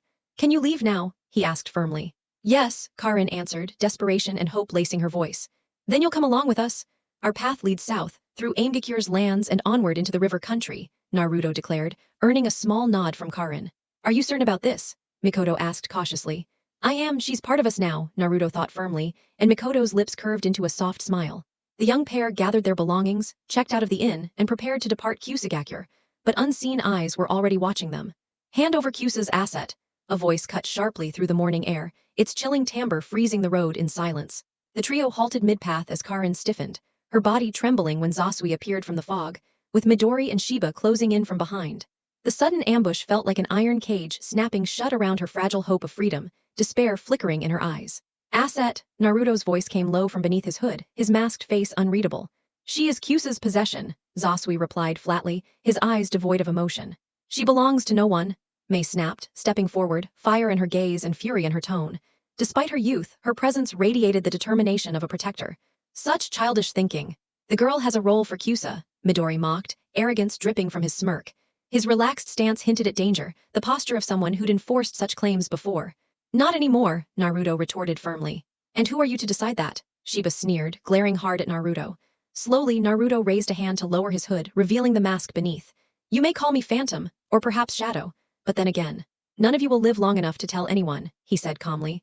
With lifeless detachment, Zasui drew his blade. You will surrender her, and you too will serve as well. Dark energy seeped from Naruto's form, shadows twisting at his feet, while his eyes glowed a menacing violet behind the mask. Rise, he whispered. From his shadow, figures emerged one after another. Mikoto, Zabuza, Inari, Yagura, Isabu, Winter, and Spot, each presence overwhelming. What the hell? Midori stammered, wide-eyed, stumbling back in disbelief. Not where you're going, Zabuza said coldly, catching Zabumaru as Naruto tossed it to him. In an instant, Inari severed Zasui's head with flawless precision. Zabuza, merciless and efficient, tore Midori apart with Zabumaru in a blur of blood and steel. Spot, swift as a whisper, cleaved Shiba in two, his lethal grace resembling a deadly dance. The air reeked of loyalty, power, and inevitable death. Rise, Naruto commanded again, and their slain foes re-emerged as shadow soldiers. Hands behind your backs, kneel, he ordered, and the shadows obeyed. Karin's eyes widened as she looked at Naruto, who removed his mask. Thank you, she whispered. We should move on, Mikoto urged, ushering the newly forged shadows along. The group stopped in a nearby town to purchase supplies for Karin and began training her. With guidance from Zabuza and Amuri, they tested her affinities, learning she could wield both earth and water release, opening doors for new techniques. Following the edges of Rain Country, they passed war-scarred lands, hearing whispers of resentment toward the great nations and ominous talk of divine retribution before they reached the land of rivers. Japanese letter, SCENEBRE, Japanese letter. Do you think the rumors are accurate? Naruto asked, breaking a long silence inside a woodland cabin. Mei sat across from him while Karin trained outside. It's possible. Reiga was known for burying his victims alive, Mei answered in a hushed tone, concern flickering in her expression. It's too dangerous to bring Karin with us, Naruto said, voice laced with worry. The faint sounds of Karin's training filtered in from outside, oblivious to their talk. We can't leave her alone either. Her abilities are useful, Mei reasoned, though she saw the risks clearly. Naruto exhaled and brushed a hand through his hidden blonde hair. Zabuza will stay bound to her shadow, he decided, and Mei nodded. They stepped outside to explain the plan to Karin, promising to pursue the lead together. The three packed their belongings, masked their presence, and headed toward Katabami Gold Mine, a week's journey away. Reiga Kurasuki, Karin murmured on the road. He trained under my teacher, Amuri Ringo, and once bore the title of a Seven Swordsman of the Mist, Mei said, her voice sharp with both respect and disdain. He stole my Kiba blades and vanished. I tasked the brats with ending him, Amuri added, her tiny chibi form perched atop Naruto's head after slipping from his shadow. Will you keep the swords if you defeat him? Karin asked. Depends. We'd need to return to Kiri or Amuri might claim them, Naruto replied. Silence settled over the group until a pungent scent of blood wafted to them. Rise, Naruto ordered, summoning a shadow tiger to follow the trail. It led them to a wolf's corpse, its body slashed not far from a dead boar. Looks like they fought to the death, Naruto observed. A soft whimper drew his attention, a lone wolf pup, black-furred with blue eyes. It growled weakly, but Naruto slowly offered his hand until the cub sniffed and licked it. Lifting the pup gently, he spoke. Its mother died fighting. But she killed the boar too. Karin knelt, letting the pup sniff her, and the animal warmed to her touch. Can I keep her? She asked hopefully. Of course, but her mother is mine. Rise, Naruto said, reviving both fallen beasts. She needs a name, Mei remarked as the pup sniffed her hand. Blue for her eyes, Naruto suggested. Karin buried the mother wolf with an earth jutsu, and the group resumed their journey with the new companion. Along the way, they fought bandits, had blue checked by a veterinarian, and gathered rumors. Days later, they arrived at a place called the Curry of Life, an inn doubling as a restaurant. Curry of Life, Karin repeated, holding Blue, now wearing a white collar. She dressed in a crisp white shirt with red tie, black cargo shorts, red tights, and ankle boots. We should stop in, might learn more about the mine, Mei said, clad in Naruto's storm-patterned hoodie over a crop top, jean shorts, and lace-up boots. I've never tried curry, Naruto admitted, dressed in a purple long-sleeve with cybernetic prints, tactical pants, boots, and a long-tailed black coat with a pointed hood. Inside, they met an elderly woman named Sancho who welcomed them. A room and your curry, Mei requested politely. Of course, my world-famous recipe, Sancho said, fetching a ledger. Naruto scanned the room while removing his hood, noticing only a few older men at the corner table. A younger man introduced himself as Karashi, serving water and asking them to sign. Karashi, what can you tell me about Katabami Mine? Naruto asked. Karashi launched into complaints about high taxes until proudly, he added, but a hero freed us from tyranny. What was this hero's name? Mei pressed. Reiga Kurasuki, Karashi said with admiration. You'll have to take us to him, Mei replied sweetly, earning a foolish grin from the young man. What a temptress, Naruto muttered under his breath. What was that, love? Mei teased, pretending not to hear. I said you're quite the minx, Naruto smirked. Well, I'm your minx, she answered with a playful smile, her eyes locking with his. So Reiga's in Katabami, Karin whispered, steering the conversation back. Seems that way. Mei and I will go while you remain here. Can you extend your sensing that far? Naruto asked. I can try, Karin said, closing her eyes. After minutes of concentration, she opened them. At least 20 Chunin-level shinobi there, and I can feel despair radiating from the place, she murmured, as Blue pawed at her tie. I see, Zabuza stays in your shadow and Blue's mother will too, Naruto said, and Karin nodded. Here you are, my world-famous curry, Sancho announced, rolling in 3 plates of nearly black curry. The trio stared as Naruto took the first spoonful. His face contorted through a rainbow of colors, red, green, pink, blue, then pale white, before trembling violently and collapsing with the spoon clattering to the floor. Naruto, both of them shouted. Naruto jolted awake, his expression shaken as tears streamed down his cheeks. Kami above, I almost died. I really almost died. I almost died, he sobbed before May wrapped her arms around him. La Carcagni, he whispered, baffling the others. Snapping back, Naruto fixed a hard glare at the dish on the table. I've eaten scraps from trash before, but that's pure evil, he muttered, standing and pulling out some cash. Get something decent. Don't touch that blue, Naruto ordered, stopping the pup and slipping money into Karin's hand. May quickly seized Karashi as the trio made their way to the mine, the boy eagerly boasting about Reiga. How much do you truly know about Reiga? May asked pointedly. He's a hero, Karashi answered, voice ringing with blind faith. Soon they reached the mine's outskirts, where a waterfall flowed into a small river, buildings scattered about, and the magistrate's estate still being built. You should turn back, Karashi, May told him firmly.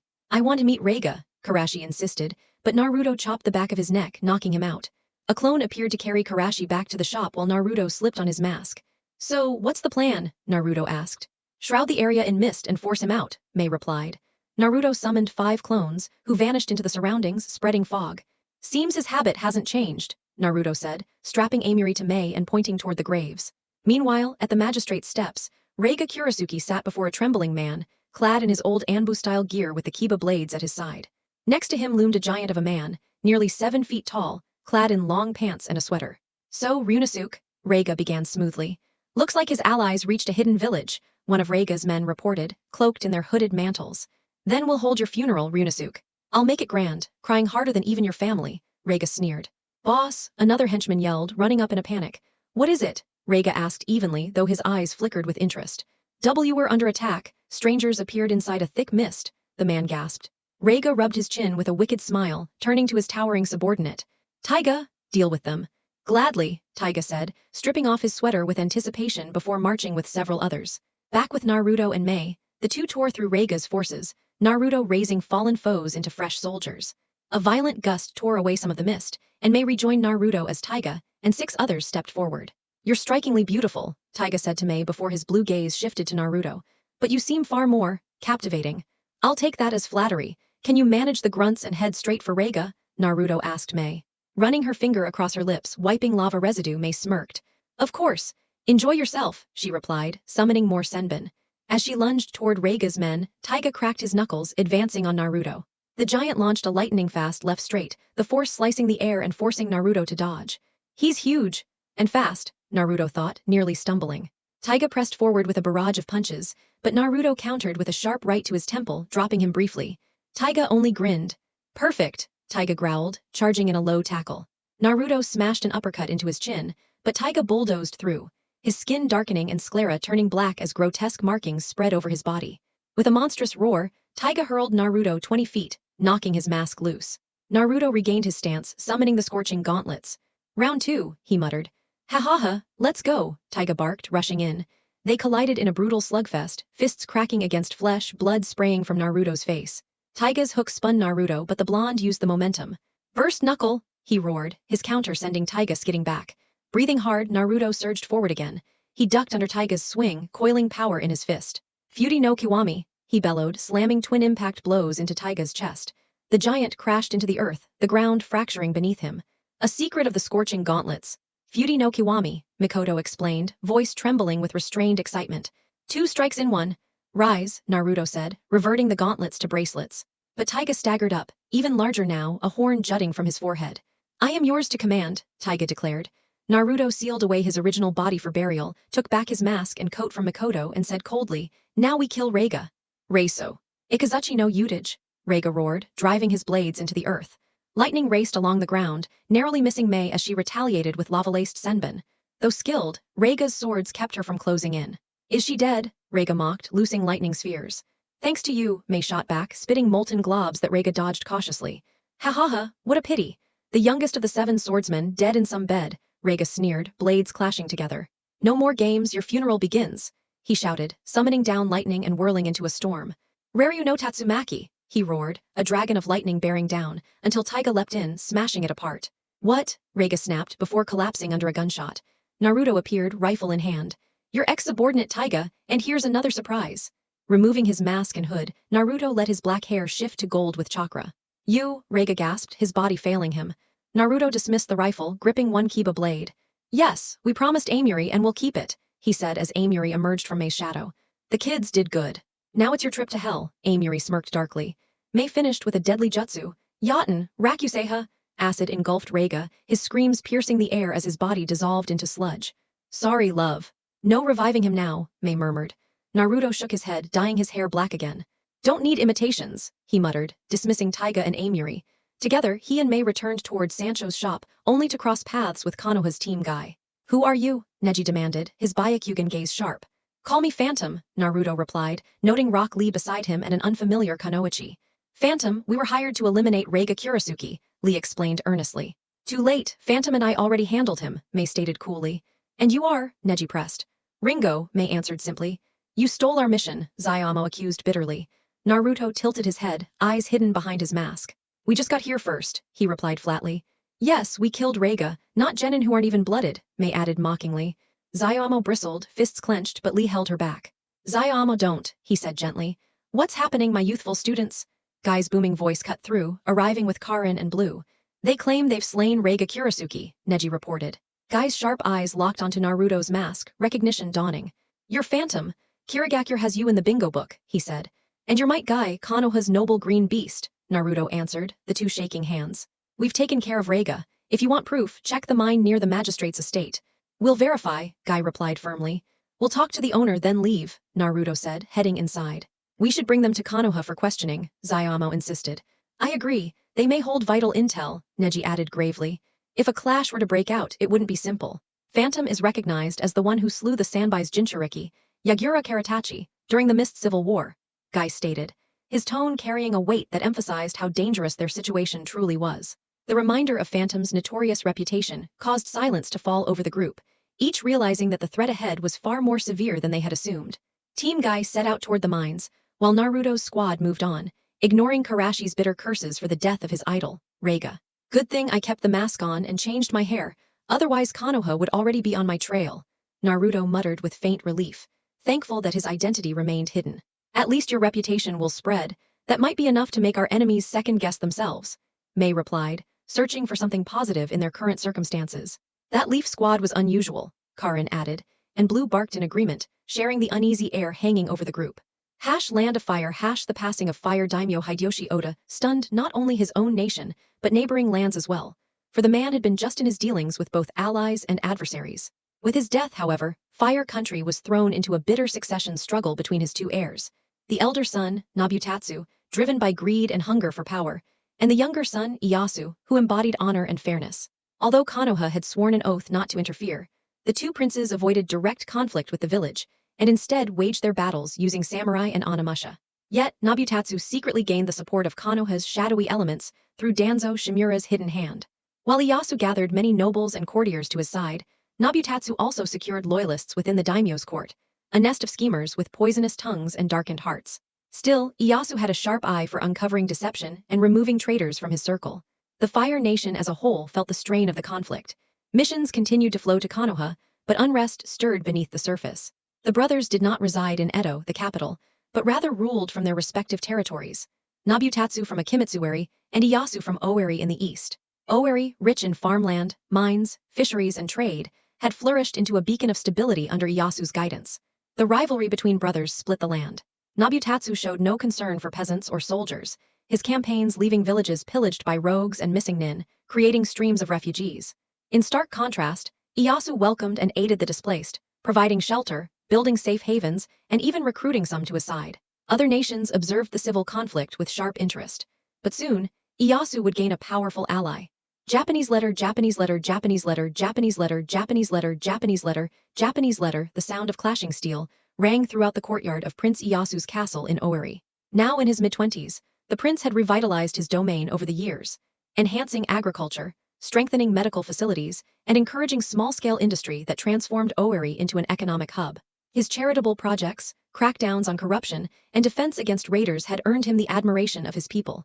Your swordplay rivals that of my generals, Ieyasu remarked, blade in hand. Standing nearly 6 feet tall with a toned frame from training, piercing dark eyes, and short black hair, he exuded strength and discipline. Wearing only dark hakama pants, boots with shin guards, and no shirt, he cut an imposing figure. Thank you, Prince Ieyasu, answered Tenten Higurashi, now simply Tenten. At 18, she had grown immensely since the bitter falling out with her father over Naruto's disappearance. Believing her father sided with Naruto, she had left Konoha, only to later discover the truth. That decision proved right, as she was now the pupil of her idol, Tsunade Senju. Their paths had crossed by chance, but Naruto's name had bound them together. Ieyasu slid his blade back into its sheath, a gesture of trust. It's not just your skill, Tenten, but your resolve. You remind me that each of us plays a part in shaping the destiny of our land, he said, wiping sweat from his brow. It's been a hard road, Prince Ieyasu, but watching how you lead, how you stand firm, it's inspiring, Tenten admitted, adjusting her stance. He gave a knowing nod, understanding the weight of her words. This land, our people, we've endured so much. It is the bonds we hold, and our will to protect one another that keep us strong. Now more than ever we must hold on to that unity, he replied. A moment of silence passed before she spoke again. How is Lady Momo? Tenten asked, her twin buns covered in white silk wraps. She now wore a sleeveless white kippa with red trimmings and a pink flame design, tied with a maroon obi. Black leggings, high-heeled boots, and long fingerless gloves completed her attire. She's doing well, Lady Tsunade and Lady Shizune are watching over her. It's hard to believe I'll soon be a father, Ieyasu admitted, pride and disbelief in his tone. But he also knew his brother would eventually learn of the pregnancy, making victory essential. Unlike wars fought with shinobi, this conflict was waged with samurai wielding swords, spears, and bows. Though fewer in number compared to the Land of Iron, these samurai were more skilled, channeling chakra into aura blades and sword arts rivaling jutsu. Which means you must win this war, came a firm voice. Both turned to see Tsunade standing on the landing. Despite her age, the blonde radiated beauty, her straight hair reaching her lower back with bangs framing her face, honey brown eyes sharp, and a purple seal upon her forehead. She wore a gray kimono blouse, a dark obi, matching pants and black sandals, her blouse hanging low to reveal her ample chest. I intend to, Lady Tsunade, how is Momo? Ieyasu asked, bowing to Tenten as their spar ended. She's fine, though the morning sickness is troublesome, Tsunade replied, sipping from a sake jug slung at her side. I should check on her, Ieyasu said before leaving. The boy has what it takes to be daimyo, Tsunade remarked. Not if the first prince has his way, Tenten said grimly. And with Danzo Shimura backing him in secret, that one-eyed snake makes things worse. Tsunade muttered with disgust, taking a seat as the heaviness of their situation settled over them. But we have no evidence, Sensei, Tenten said cautiously. Perhaps, Konoha might remain neutral, but they'll ultimately support whichever prince gains the upper hand. That leaves us in a dangerous position as shinobi, Tsunade answered, then smirked. Which is why Shizune and I are no longer bound to Konoha. I've lost the privileges of a Sannin, but I won't sit back while innocents die. Tenten smiled faintly, though her mind wandered to thoughts of a certain blonde. Do you think of him? She asked softly. Tsunade looked skyward.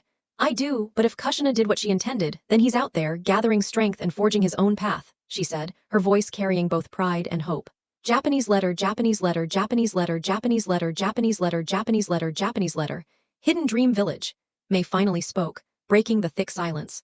She, Naruto, Karin, and Blue were on their way there for a task commissioned by the region's ruler concerning the village itself. G. Akiku Matsumoto fears the succession war, and that the first prince might seek an advantage, Naruto explained, giving context to their mission. What's a Jido? Karin asked curiously. A minor noble who governs land and pays taxes to the daimyo, Mei explained smoothly. And now, with the daimyo gone and his heirs at war, Fire Country has become unstable, Naruto added, concern in his voice. Which we're about to walk straight into, Mei said with calm indifference, eyes fixed ahead. Nearly 4 months had passed since their encounter with Team Guy, and now they worked as freelancers in Fire Country, catching rumors of the prince's rivalry. From what I've heard, Prince Ieyasu sounds much like my mother described him.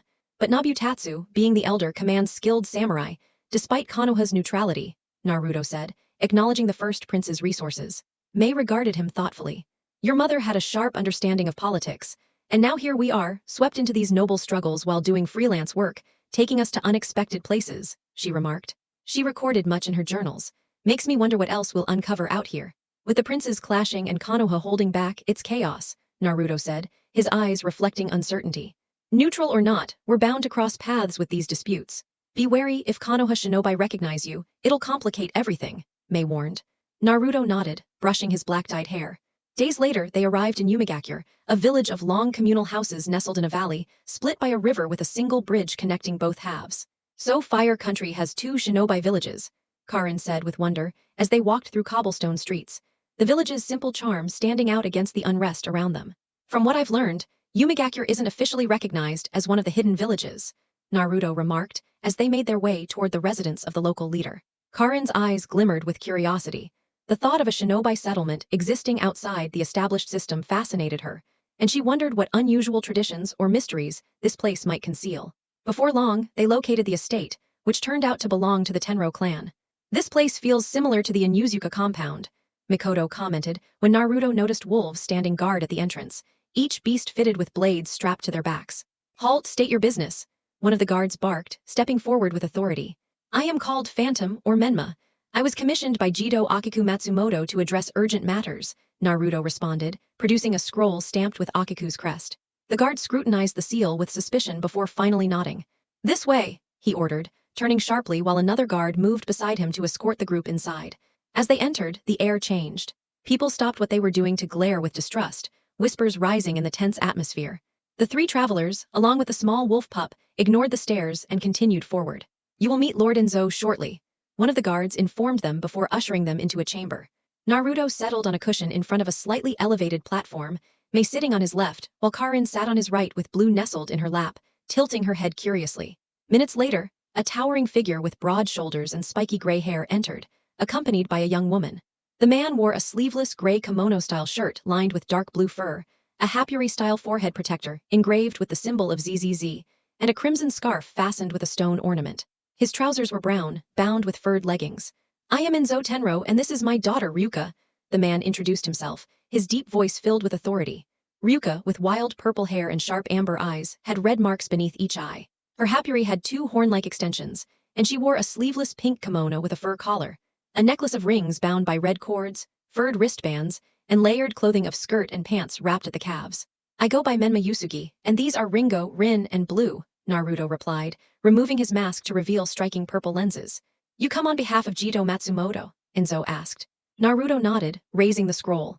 Ryuka carefully took it, checked it for traps, and handed it to her father. Enzo unfurled the scroll, scanning the message. Matsumoto suspected that Gensui Amajiri had allied himself with Prince Nabutatsu to claim the three-headed guardian beast, Cerberus, for leverage in the succession war. Impossible, Jido believes this. Gensui has long been a trusted partner, his son is betrothed to my daughter, Enzo protested. We know nothing more, our task was simply to deliver the message, Naruto clarified calmly. Father is right, Elder Gensui would never stoop to such treachery. This must be some deception, Ryuka argued, but Enzo silenced her with a raised hand. The seal and signature are authentic, Enzo admitted reluctantly, disbelief lingering in his tone. His eyes fixed on Naruto. You will accompany me and my daughter to speak directly with Gensui. The other two will stay here. Naruto glanced briefly at Karin and Mei before returning his gaze to Enzo. If that is your command, he said. Guards entered to escort the women aside while Naruto joined Enzo and Ryuka. I do not trust you, Ryuka stated, her voice edged with challenge. That's your choice, Naruto answered evenly, his tone free of hostility but calm with quiet understanding. I've heard of you, Phantom. A fighter forged in Kirigakura's civil war, Enzo noted, though Naruto remained silent. Together, the three departed the village, heading toward the Hill of Illusions overlooking the sprawling forest of mythic beasts. Thick fog blanketed the woodland, masking movement and hiding shadows. Reminds me of when I trained you, brat, Zabuza's voice echoed in Naruto's mind. Don't remind me. You left me standing in your mist for hours until I learned to fight blind. If I wasn't the Shadow Monarch, I'd never have survived, Naruto thought, watching oversized insects crawl in the distance as they pushed through. Why have you come, Lord Enzo? A voice cut sharply through the mist. Tesa, I need an audience with your father, Enzo replied without hesitation. A moment later, a young man emerged, his brown hair short, his face marked with red-pink streaks. His attire resembled that of a samurai, accented in purple and white, with armored shoulders and dark trousers bound with bandages. What matter brings Enzo here? Gensui himself appeared alongside his son, his voice heavy and ageless. His long white hair flowed into twin ponytails, his attire adorned with armor in hues of red, purple, and gold. It feels like they were expecting us, Mikoto murmured, unease prickling at the group. Jido Matsumoto entrusted me with dire information, Enzo said gravely. Tesa turned to his father for guidance, but silence hung heavy until Gensui finally spoke. I had hoped for more time, he admitted, resignation in his voice. More time? Enzo demanded, but his words were drowned out by mocking laughter surrounding them. Dozens of warriors emerged, circling the group. At their head was a striking young man clad in black and purple armor, twin blades in hand, his white hair flowing and violet eyes shining with twisted amusement. Gensui? Enzo gasped, his face paling in disbelief. Gensui's bitter grin only deepened, the betrayal plain. Naive Enzo, you trusted Gensui, though he despised you for the ruin of his clan, the armored youth, Mitsuhide, taunted as Tesa looked on in stunned silence. Mitsuhide speaks the truth, Gensui admitted coldly. The Tenro cast the Amajiri into this forest while your clan thrived. That era ends here. Once I awaken Cerberus, Lord Nobutatsu will crush that arrogant heir. Forming a half-ram seal, Gensui smirked as Ruka's eyes dimmed, her body freezing. Teysa, take her to the shrine, he ordered. Yes, father, Teysa obeyed, seizing Ruka and vanishing into the fog. You traitor! Enzo roared, brandishing his staff against the man he once called ally. Leave the rest to me. Unseal Cerberus and my lord will reward you, Mitsuhide assured as Gensui departed. Enzo, shaken, turned desperately toward Naruto. Phantom, I need your strength, Enzo admitted. Understood. Just don't reveal what you're about to witness, Naruto warned as shadows erupted around him. Mitsuhide's men faltered in shock, but their leader smirked, charging forward. Naruto uttered a single word, arise, and his dark army rose. Blocking Mitsuhide's strike with Zabumaru, he countered as Enzo roared, Tenro Ryu Ninjutsu. Jujinka no Jutsu? Transforming into a massive wolf-like beast. You actually blocked me, Mitsuhide remarked, a flicker of surprise in his voice. Naruto leapt back, whipping Zabumaru forward, though Mitsuhide slipped aside with deadly precision. Switching weapons, Naruto drew Inari's fangs. Beautiful blades, I'll enjoy claiming them, Mitsuhide sneered, rushing forward. Their swords clashed in a storm of sparks, chakra humming along Mitsuhide's strikes. Naruto evaded with a swift substitution, avoiding a slicing arc of chakra. You escaped my aura blade, Mitsuhide said with interest. Not a bad trick, Naruto replied, holding his weapons in reverse grip. Mitsuhide dropped low, vanishing forward with bursts of speed and spinning slashes, but Naruto blocked all 3 blows. Quick, but still not enough, Naruto quipped, smirking slightly. Mitsuhide's sharp eyes narrowed, but his respect grew. Impressive, few can match me this long, he admitted. Attempting to throw off Naruto with erratic bursts of speed, he pressed harder.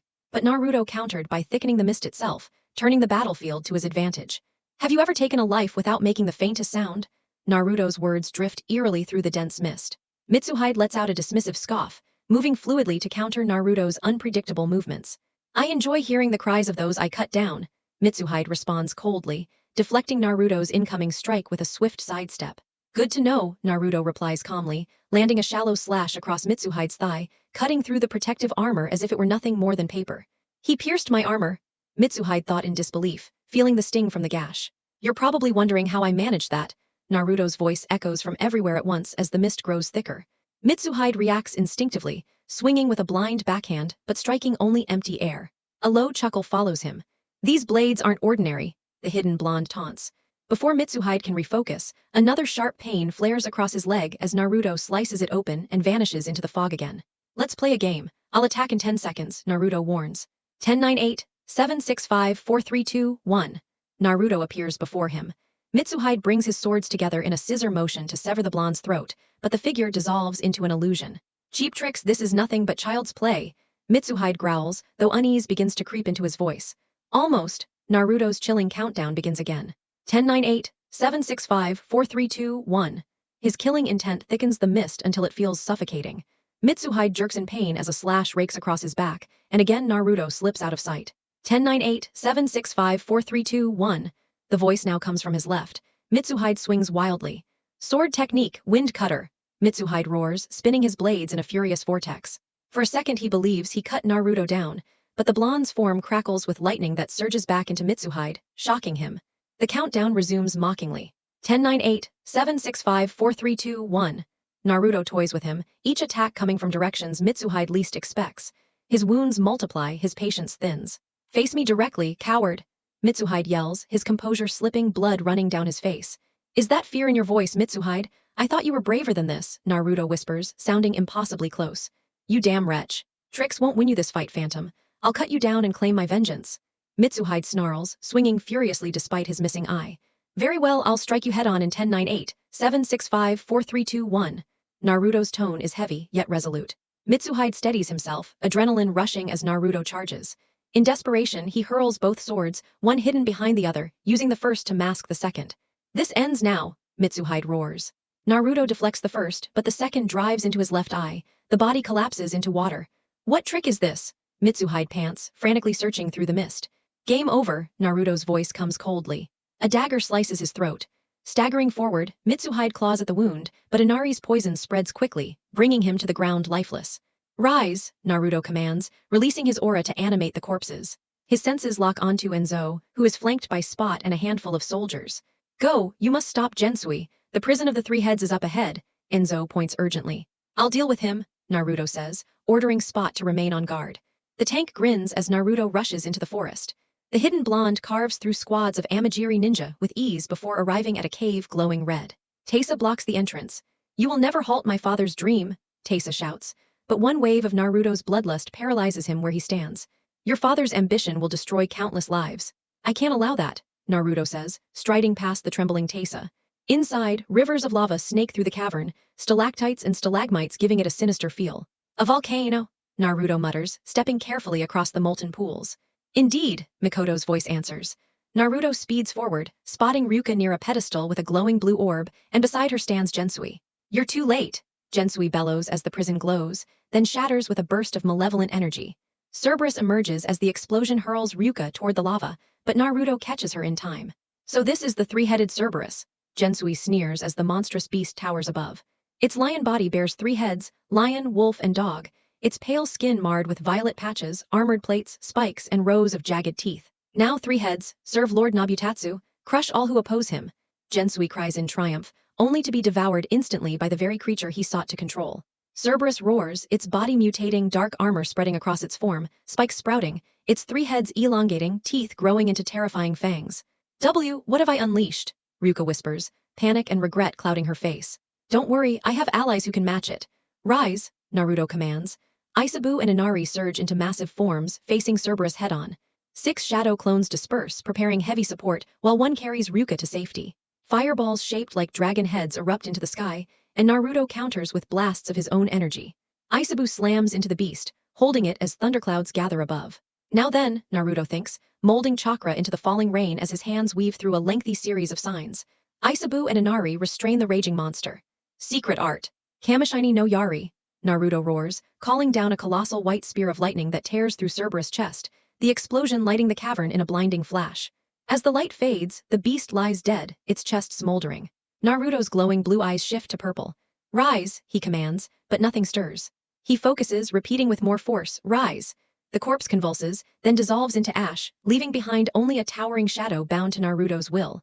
"Mitsuhide has fallen," whispers a striking woman, Miyako Toyomiya, mother of Prince Nabutatsu. Her family, one of the Fire Land's most powerful, struggles to maintain Nabutatsu's claim to the throne as his public image weakens. Many nobles now rally behind Ieyasu. "Yes. Our spies confirm Phantom's hand in the 3 heads affair," Nabutatsu says, his fine robes accentuating his sharp features. "If Phantom sides with Ieyasu, we're finished," Miyako warns, her calculating mind weighing the political chessboard. Nabutatsu exhales smoke from his kaisru, smirking. "Everyone has a price. Pay him enough and he'll serve me. Then, once his usefulness ends, we'll collect his bounty ourselves. Have our patron track his movements. Send Hanbei to meet him," Miyako instructs, her calm voice edged with urgency. "And on that note," Nabutatsu adds, "tell Hanbei I'll support his campaign for Hokage. Once I claim the throne, Sarutobai's neutrality will no longer restrain us. There are sworn agreements in place. Shimura backs us, but never underestimate his greed," Miyako cautions. "Shimura needs me far more than I need him. He supports my bid only because he craves the Hokage seat. And that decision rests with the one who becomes Fire Lord," Nabutatsu replies, voice thick with disdain. 3 months pass, and Nabutatsu's grip weakens further, as riots begin to stir across a Kimitsu-wari. "Where is Phantom?" Nabutatsu demanded, his voice sharp with irritation. A masked Kunoichi knelt on one knee, head bowed. "We lost sight of him. His movements are unpredictable," she replied, her voice monotone and mechanical. Nabutatsu's hand tightened inside his robes, his patience wearing thin. Hanbei offered him enough to live comfortably forever, and he still turned it down. The audacity of that lowborn and his women, he thought bitterly, then glared at the masked agent. "I want him eliminated. Put a heavy bounty on his head," he growled through clenched teeth, but the woman merely shook her head. "That cannot be done at this time. Finding and striking Phantom now is impossible," she said flatly. "What do you mean impossible? You're supposed to be assassins, yet you can't even," Nabutatsu snapped, but his words were cut short. "Nabutatsu," Miyako interjected firmly, her eyes silencing him. Slowly, he exhaled and forced himself to calm down. Miyako turned to the operative. "Leave us," she ordered. The woman vanished instantly, leaving mother and son alone. "How many times have I warned you about dealing with such shinobi?" Miyako scolded. Nabutatsu gritted his teeth, rising to his feet and dismissing her words with a wave of his hand. I know.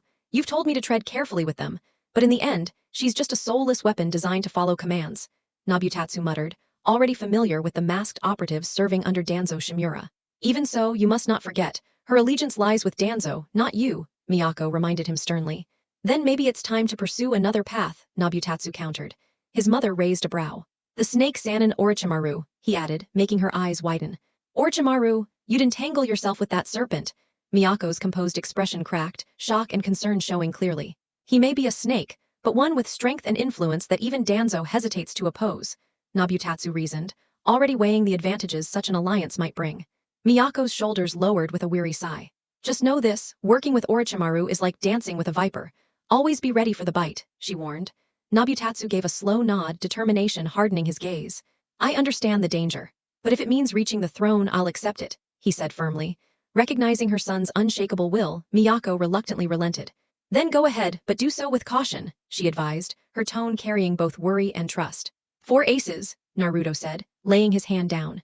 A chorus of groans followed as several men tossed their cards aside, while the concealed blonde drew in another pile of chips. He sat deep in the cellar of a mansion, locked in a relentless high-stakes poker game.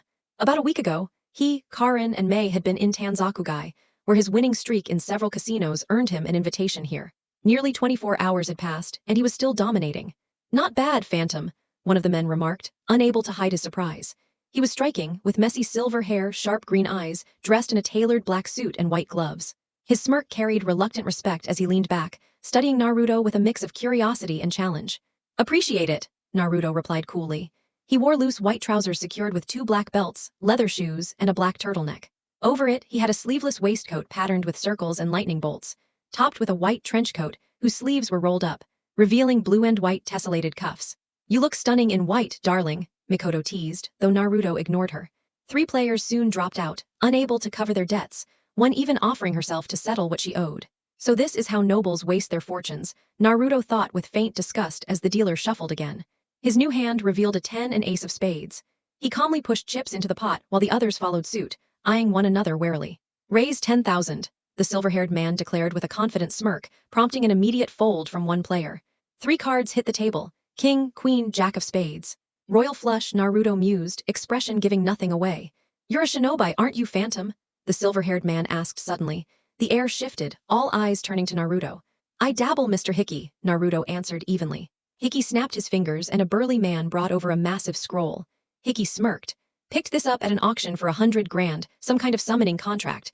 I'll put it up to raise the stakes by another 100,000. Murmurs rippled through the players, but one by one, they folded. Naruto calmly slid all his chips forward. All in, he declared. The room tightened with tension. Let's raise the stakes further, Phantom, Hickey grinned, unfastening his coat and pulling out 2 revolvers with polished nickel finish and ivory grips, intricately engraved with whirlpool patterns. Got these from the same auction, supposedly Uzumaki relics, 250,000 apiece, Hickey said smugly. Naruto leaned back, stretching his neck with a sigh. You're holding nothing strong enough to beat me, Mikoto whispered. Naruto reached up, fingers brushing his mask. How about this, he said, voice calm. Maybe my bounty doesn't reach 500,000, but you can claim you killed Phantom. He removed his mask and set it on the table, revealing his face. The crowd held its breath. Hickey stared, then slowly flipped his cards to show a full house, aces over kings. Gasps filled the room. His smug look dissolved instantly as Naruto revealed his own hand. Royal straight flush. 10 through ace of spades, Naruto said coolly, retrieving his mask and placing it back on. Rising, he looked to the dealer. I'll take my winnings in cash, he instructed, pocketing the revolvers and collecting the scroll. When the burly man moved to block him, Hickey intervened. Let him go, Corkies, Hickey ordered. Naruto tucked the scroll under his arm. Congratulations, Hickey added, tone bitter but respectful.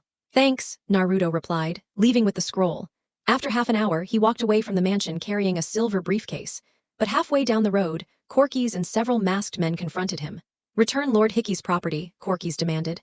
They're not his anymore, I won them fairly, Naruto countered. I was only joking, I never intended to gamble those items, Hickey said, stepping out from the shadows. Naruto exhaled, adjusting the scroll. But you did. You expected me to fold like the rest, but fortune favored me. Now I need a shower and sleep, he said calmly. Just give the items back and keep the money, Hickey offered. No deal. A summoning contract is invaluable to shinobi, and these guns once belonged to a powerful clan. You don't need them, Naruto answered firmly. They're still mine, Hickey shot back. Naruto tossed the briefcase at him. Keep the money, the rest is mine. Corkies lunged with a blade, but Naruto unleashed a wave of killing intent, freezing them all in place. Darkness closed around Hickey, his body drenched in cold sweat.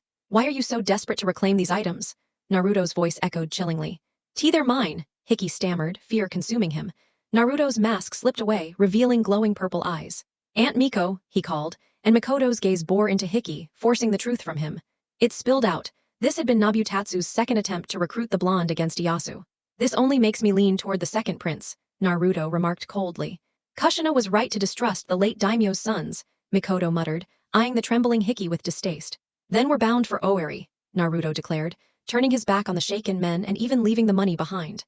Later, he returned to the inn quietly, slipping inside with seals to let Karin and Mei sleep undisturbed. Exhausted, he collapsed onto his bedding, unaware of the black raven observing from the shadows. You actually won a summoning contract in a card game? Karin asked at breakfast the next morning, her voice colored with disbelief and a hint of admiration. Pretty much, and I also got my hands on 2 Uzumaki revolvers, Naruto remarks, pulling both weapons out from his inventory with a faint grin. They function like your rifle? Mei asks curiously, leaning in a little closer as her sharp eyes examine every detail of the guns. Not sure yet, I'll need to test them, Naruto replies, slipping them back into storage.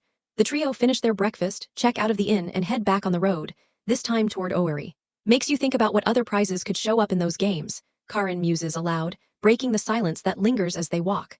Or what kind of risks are hiding in them, Mei adds, her tone carrying a serious note, reminding them of the dangers of their world. A few hours later, they stop in a grassy field a short distance from the main road as Naruto unfurls the summoning scroll. Ravens, Karin says, peeking over his shoulder as black feathers scatter in the wind. Looks that way, Naruto replies, intrigued but cautious. Itachi uses crows, ravens shouldn't be that different, Mikoto comments from his shadow. Sign with blood, shadow monarch. A voice rings out, startling them as a female raven lands before them. You just spoke, Karin asks, eyes widening in surprise. Yes, sign, shadow monarch sign, the bird croaks in reply. How do you know who I am? Naruto questions, watching it intently. Raven emissaries, gifts for the shadow monarch, the bird says, hopping forward insistently. Naruto removes his glove, bites his finger, and begins to sign beneath the name Yashikage Uzumaki. Mei notices more ravens materializing all around. Summoner, shadow monarch, dozens of ravens chant together, their calls forming a strange, chilling chorus. Summon, the raven in front commands.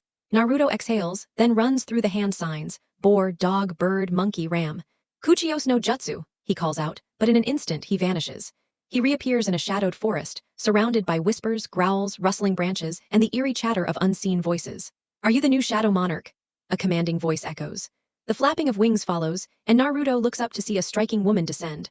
Her pale skin almost glowing, long raven hair brushing her shoulders, violet eyes sharp, dressed in white with a pair of black wings that fold into a cloak as she lands. Greetings, Shadow Monarch, I am Izio Yashikage, she introduces herself gracefully.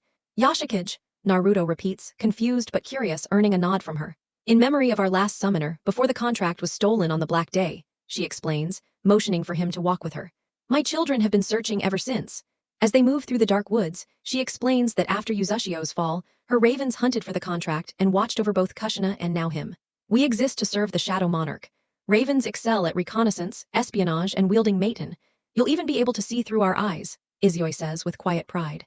Useful, Naruto remarks as they approach a colossal hollow tree. Inside, 5 coffins rest, bodies pierced by branches but kept alive by flowing chakra.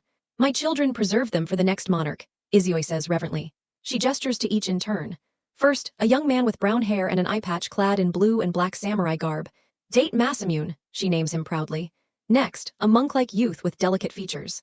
The war god Kenshin Yusugi. A massive warrior in crimson-black armor comes next. Hideyoshi, she says firmly. Then a beautiful woman with hime-cut hair and warrior attire in black and pink. Oichi, she introduces softly. Lastly, a kunoichi from Suna, with green hair tied in a bun, orange tips framing her face, and a hitayate across her forehead. Pakura of the Scorch, release your soldier to raise, Izio finishes. Naruto studies them silently, running his hand through his hair. She was said to have been killed by Iwa, Mikoto mutters in disbelief. Arise, Naruto commands, eyes glowing. The 5 stir to life, Date wielding 6 swords, Kenshin with 1, Oichi brandishing a naginata, while Hideyoshi and Pakura remain weaponless. Each kneels before him and Izio smiles. One more thing, bare your arm, she says. Naruto rolls up his sleeve, and she kisses his forearm, leaving black markings that spread into kanji up to his shoulder.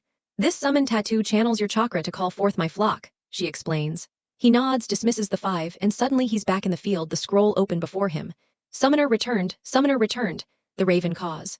Where were you? Karin asks, eyeing the new tattoo on his arm. Summon Realm of the Ravens, most likely, Mei answers with awe, gazing at the mark. Naruto rolls the scroll and lets the raven perch on his arm. Do you have a name? He asks. No name, it replies. Then I'll give you one Branwen, Naruto says with a smile. Branwen, Branwen, the raven repeats, as though savoring the name before flying off into the distance. Naming pets now, Karin teases with a grin. The three continue their march toward Oeri, the air heavy with the weight of what lies ahead. Scene break. At the gates of Iyasu's castle, guards stand vigilant until they spot three cloaked figures and a wolf approaching, a raven perched on one's shoulder. Weapons are drawn and the raven takes flight with a sharp caw. Halt! One guard shouts. The figure in front raises a hand and reveals a white mask, black painted lips, a pink star on the left eye, blacked out sockets, and a purple crescent on the right cheek. State your purpose, another demands, wary of the unsettling mask. I am Phantom, here to request an audience with Prince Iyasu Oda, Naruto says firmly as Mei and Karin lower their hoods beside him. Phantom, slayer of Yagura Karatachi, one blurts out, still clutching his weapon. I've heard good things about the prince and came to meet him, Naruto responds calmly. A commanding voice interrupts. What's going on? A young woman with long black hair tied in twin ponytails wrapped with white cloth, ending in golden hoops, steps forward. She wears a sleeveless kasode, black hakama, and soft shoes. Phantom seeks an audience, Madam Lin, a guard explains, loosening his grip slightly. Lin studies Naruto in silence before turning sharply. Follow, any misstep and I'll cut you down in 2 strikes, she warns. Exchanging quick glances, Naruto, Mei, and Karin trail behind her through the castle, past wary guards and watchful servants.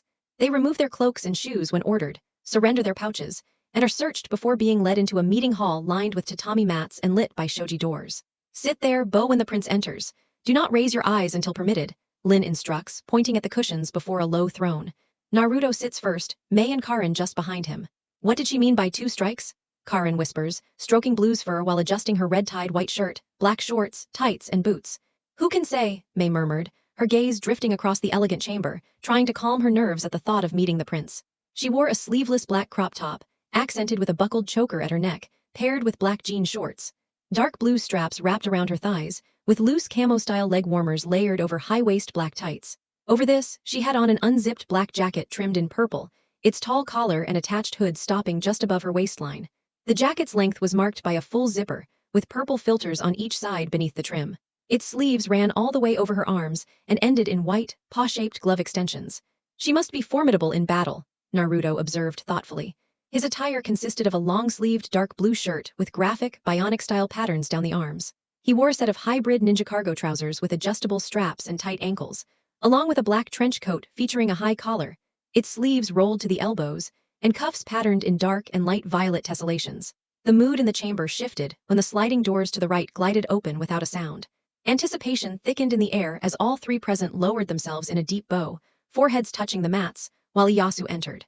The surprise appearance of Tsunade accompanied by Tenten only heightened the tension. Lin, as always, took her place at Iyasu's left side. Lift your heads, Iyasu commanded, his tone carrying both authority and curiosity. They obeyed, and Naruto's concealed gaze fell upon the curvaceous blonde at Iyasu's side and the younger girl beside her. Sweetheart, isn't that? Mikoto began, but Iyasu cut her off. Why have you come here, Phantom? Iyasu's eyes bored into Naruto, leaving no room for evasions. Clearing away distractions from his thoughts, Naruto answered, I wanted to meet you, Prince Iyasu. My mother often spoke of you in her writings. Iyasu raised an eyebrow as Naruto continued. She described you and your brother, how each of you reflects the best and worst parts of your father. His hand brushed through his hair, revealing strands shifting back to their natural golden shade.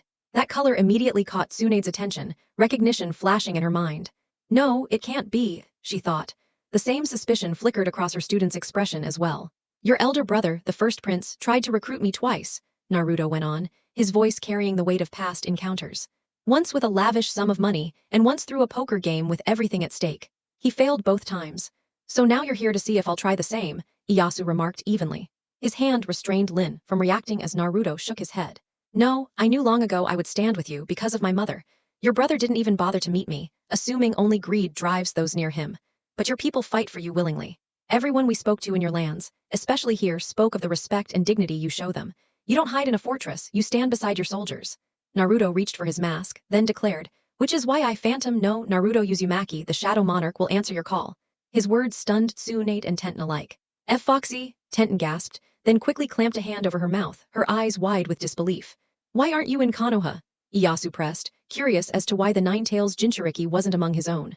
I left at 13 during the Uchiha massacre. I couldn't remain not with certain forces in play, Naruto replied gravely. Danzo Shimura, Iyasu said, almost like an accusation, his voice low with understanding. You're sharp. Yes, men like him. I couldn't trust the Sandaime either, given other circumstances. Since then, I've wandered, working as a mercenary shinobi, Naruto admitted, revealing a fragment of his hidden past. Before I accept your loyalty, I need to verify certain matters, Ieyasu said with the caution of a leader well-versed in betrayal. And those are, he added, turning toward Mei and Karin. Mei Terumi, your highness. Mei introduced herself with poise. Karin Uzumaki, your highness, and this is Blue, Karin followed, gesturing to her companion. Ieyasu rose from his seat, Lin shadowing him.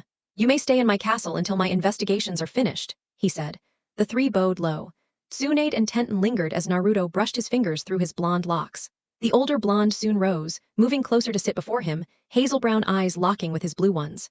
You have his eyes and hair, but Kushina's face, Tsunade said quietly, her voice firm yet tinged with softness. Do I? Naruto asked, and Tsunade nodded. Yes, now tell me where did you go after leaving Konoha, she asked, producing a jug of sake from a seal. First to Uzushio, I wanted to see our clan's homeland. After some time there I left for Mizu, Naruto began, his tone carrying nostalgia. It was there he saved me, Mei interjected, drawing a curious look from Tsunade. I possess 2 Kekkei Genkai. Loyalists tried to kill and violate me, if not for Naruto's intervention. The day we crossed paths, we also encountered Zabuza Mamachi. He trained us in exchange for aiding the rebels, Naruto added with a mixture of respect and somberness.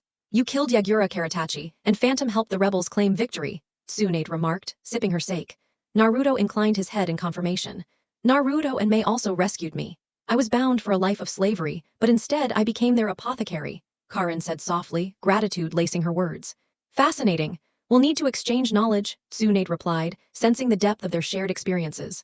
And you, Panda? Naruto asked, addressing his old friend. Tenten hesitated, glancing briefly at Mei before she answered. Not long after you left, I overheard the man who adopted me, boasting he was glad you were gone. When I confronted him, he admitted merchants had pressured him to cut ties with you. We argued, and I chose to leave. I happened to meet Lady Tsunade and told her everything. I became her guardian and teacher, Tsunade explained. Though her skills leaned toward kenjutsu, I guided her in other ways too. Then why are you here? Konoha shinobi swear oaths, yet you aid Prince Ieyasu, Mei pressed. My student Shizune and I no longer serve Konoha. We focus on medicine now, not war, Tsunade said, rising to her feet. She motioned to Karin. Come with me, little healer. Karin quickly followed her out, leaving Naruto, Tenten and Mei behind. So you've known Naruto since childhood? Mei asked softly. Yes, we were both orphans and grew close but got separated when I was adopted. We reconnected at the academy, but then he left, Tenten admitted, her voice tinged with bittersweet memory. Sorry about your father, Naruto offered. Tenten shook her head, eyes turned away, emotions stirring within her. Naruto, let us girls speak, Mei said gently, giving him a pointed look. All right, I'll go feed Branwen, Naruto replied, rising with a small wave to Tenten before leaving. Silence lingered until Tenten broke it. How has he been? She asked at last, meeting Mei's eyes. He's doing well, Mei answered kindly, brushing aside a strand of hair from her face. Are you close? Tenten asked hesitantly. We're together. We bonded through the trials on Fujioka Island, Mei said, surprising her with the honesty.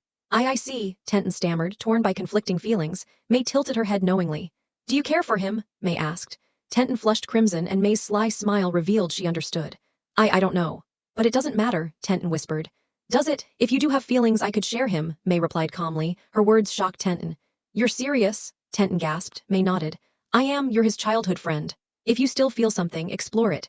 Just know I confessed first, Mei said firmly, before walking out to find Naruto. Tenten sat in silence, her thoughts swirling in chaos. By nightfall, she resolved to explore her feelings, an outcome destined to change all their lives. Land of Fire Oeri steel clashed against steel as Naruto sparred with Tenten. Your swordplay is incredible. It's like watching a dance, he remarked, admiration in his eyes. Tenten flushed at his praise. A month had passed since their group arrived in Oeri to meet Ieyasu, still under observation as the prince investigated matters, especially those tied to Naruto's past in Konoha. Whenever they left the castle, soldiers or Lin herself always accompanied them. Lady Tsunade had me practice alongside some of Lord Iyasu's samurai. I've developed quite the skill with blades, Tenten remarked, executing a smooth Iaido draw. The pair naturally fell back into their familiar rhythm, as though half a decade hadn't slipped away since their last meeting. Naruto ducked under her strike with a flip, landing in a crouch behind her. A taste for weapons, maybe this belongs with you, he said, pulling something from his storage. A katana emerged, its black lacquered sheath decorated with golden dragons, the hilt bound in black and violet, and the guard shaped round with carved clouds and dragons. Etched into the blade itself were the kanji for sky, fire, and dragon. I stripped it from a bandit back in Earth Country, forged from chakra metal out of the Iron Lands, Naruto explained, holding it out flat in his hands. Tenten's eyes widened, her breath catching. Why you're giving this to me? She stammered. Naruto scratched his hair with an easy grin. Yeah, think of it as a late birthday gift, Panda, he teased. With trembling hands, she accepted the sword, holding it reverently. Thank you, Foxy, she whispered. From the shadows, Mei watched warmly before Tsunade appeared beside her. You're certain you want them reconnecting? Tsunade asked quietly. I do, but remember I'll be the first. He deserves joy, that's what his Aunt Miko always believed, Mei replied, her tone carrying hope. Tsunade's face grew grim. Naruto is the last male of the Uzumaki line. Should he return to Konoha, the higher council will demand he be placed under the Clan Restoration Act. I'd only allow Tenten, because she's his true friend. She's known him when he was most fragile, Mei answered firmly. Tsunade smirked faintly at her resolve. That night, Naruto drifted to sleep on Mei's chest, her fingers combing through his blonde hair. Tsunade shared something with me, she murmured seriously. What is it? Naruto asked groggily, sensing the weight in her voice. If we return to Konoha, they'll try to force the Clan Revival Act on you since you're the last Uzumaki heir, Mei said gently. Naruto frowned, uneasy. I don't think I could live under something like that. Could you accept Tenten? Mei asked suddenly. He blinked up at her. Huh, Naruto muttered, confused, as Mei pulled him closer. I've spoken with her, gotten to know her heart. If she develops feelings for you, I'll share you with her, Mei admitted. Naruto let out a soft sigh. Do I even get a say in this? He asked. No, but would you mind? Mei pressed. Naruto shook his head faintly. Then we'll give it a name when Tenten joins us, she added, continuing to stroke his hair until his tension eased. Naruto mulled it over, concern in his voice. But is this what Tenten really wants? Have you two seriously talked about it? We have. It's not something we've decided lightly. We care about you, we just don't want you left alone or feeling cut off, Mei explained sincerely. Naruto hummed thoughtfully, his worry softening into curiosity. And if she does join us, how do we make sure no one feels less important? That's something we'll figure out together, Mei reassured, her tone steady. We'll talk, we'll listen, and we'll balance everyone's feelings. That's what matters most. Comforted by her warmth, Naruto felt the strangeness of the situation fade. Wrapped in her embrace, he let his doubts slip into cautious optimism as sleep claimed him. A month passed.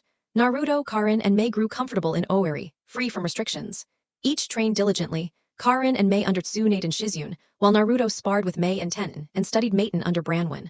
With the Raven's guidance, Naruto mastered unusual techniques, conjuring a colossal skeletal giant called Gashido Kuro that absorbed chakra to grow larger, breaking into a swarm of ravens, and most notably, the Ruler of Darkness technique, like hidden mist but plunging the area into absolute black. Byakugan pierced it, but Sharingan and Rinnegan could not. Japanese letter, Japanese letter, Japanese letter, Japanese letter, Japanese letter, Japanese letter, Japanese letter. The prince left in quite a rush, Naruto mused, stretched across the roof of the meeting hall. Branwen circled above while Mei and Tenten trained far out in the fields. Over the past month, he and Tenten had edged closer, sharing fleeting glances and unspoken emotions, their words of love always caught in silence. Pulling a cigarette pack from his pocket, Naruto placed one in his mouth but didn't light it. Kushina would scold you if she saw that, Mikoto's small chibi form teased as she appeared from him. Blame Zabuza, everyone needs a way to cope, brat, Naruto muttered, smirking faintly. Yeah, blame me, Chibi Zabuza chimed in. Ignoring them, Naruto covered his left eye, linking to the ravens he had shadowing Karin, Mei, Tenten, and others, including Ieyasu, Tsunade, and Shizune. He considered a nap to escape Lin's constant irritation with him, but as the sun began to dip, one of his soldiers fell gravely injured. Shadow exchange, Naruto muttered, instantly switching places with the man and landing in the middle of a raging battle. Music, Faust McGordon loop. Moments before Naruto's arrival, Ieyasu fought desperately to defend his wife Momo, his mother Jiu, and his newborn daughter Nozomi. Shinobi bearing sound headbands swarmed Hanojai Temple, where his family sought refuge. The prince led his guard with his loyal retainer, Sato Himura, at his side. Yet fate put him directly against the assault's leader. Who sent you? Ieyasu demanded, blood streaming from a wound above his right eye, his sight fading. His enemy, a pale young man with sharp features, piercing green eyes, 2 crimson marks on his forehead, and long white hair parted in jagged sections, smirked coldly. You don't deserve that answer, trash, the stranger said icily. His attire, a loose lavender shirt, cropped black pants, bandaged ankles, shinobi sandals, and a purple rope belt. Ieyasu gripped his sword tighter, ignoring the pain. And what gives you the right to judge me? He roared. The fact that you're about to die. Weak men don't get to ask questions, his opponent replied flatly. Ieyasu lunged, blade arcing upward, but the man dodged and stabbed a jagged bone spike into his leg. The prince howled, dropping his sword, then took a crushing elbow to the nose, blood spraying. Strong or not, I'll never let you hurt my family, Ieyasu shouted, swaying but resolute. Pathetic, the foe sneered, sending him sprawling with a brutal kick. Vision spinning, Ieyasu thought desperately, I can't die, Momo, Nozomi need me. Dragging himself, he seized his sword again. I'd rather live a so-called pitiful life than one without honor. he spat, blood smearing his face. You'll die here. Don't worry, I'll send the woman and child after you, the enemy taunted, raising his hand as white bones jutted from his fingers. I won't let you, Ieyasu bellowed, slashing in a last-ditch strike. His blade shattered on the man's hardened bones.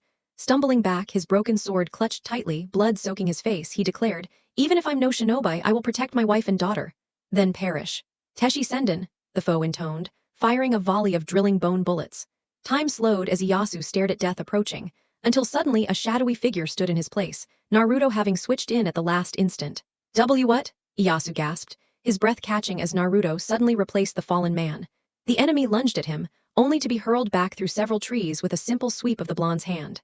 It appears you're in need of aid, Prince Ieyasu, Naruto said, his back facing the shaken prince. I am, they struck so suddenly, I rushed to protect my family, Tsunade is shielding them, but I was unfortunate enough to cross blades with their leader, Ieyasu stammered, panic heavy in his tone. Naruto slowly turned, his face hidden in shadow save for two glowing purple orbs. Then answer me this, Prince Ieyasu, do I have your permission to kill everyone who dared to attack this place? His voice was calm, steady, yet unsettling in its serenity. Please save me and my family, Ieyasu pleaded, wincing as pain racked him. Naruto knelt, tearing off the left sleeve of his black sweater. All of you emerge, he ordered, pulling a jagged bone from Iyasu's leg. From his growing shadow, Mikoto and the others stepped out, though Inari, Isabu, and Cerberus remained absent. The blonde bound the prince's leg swiftly. Fugaku, Spot, Taiga, take the prince to his family. Guard them with your lives. No harm is to come to them, Naruto commanded, hauling Ieyasu upright. Taiga carefully lifted the prince while Spot gave a thumbs up. We'll see it done, Taiga assured. The rest of you hunt, Naruto declared as his opponent staggered back to his feet. Mikoto and the others vanished into the darkness, while scorching gauntlets crept up Naruto's arms, wrapping them in heat. More trash lining up for death, the foe sneered. Kimimaro, strange black beings have started appearing. One enemy began, but Kimimaro silenced her with finger bullets piercing her skull. A Kaguya, Naruto noted, tilting his head. What business would one of your clan have in the land of fire? It's no concern of yours, filth. You and the prince's line will die here, Kimimaro hissed. Not today, Naruto answered, springing forward as both fighters clashed.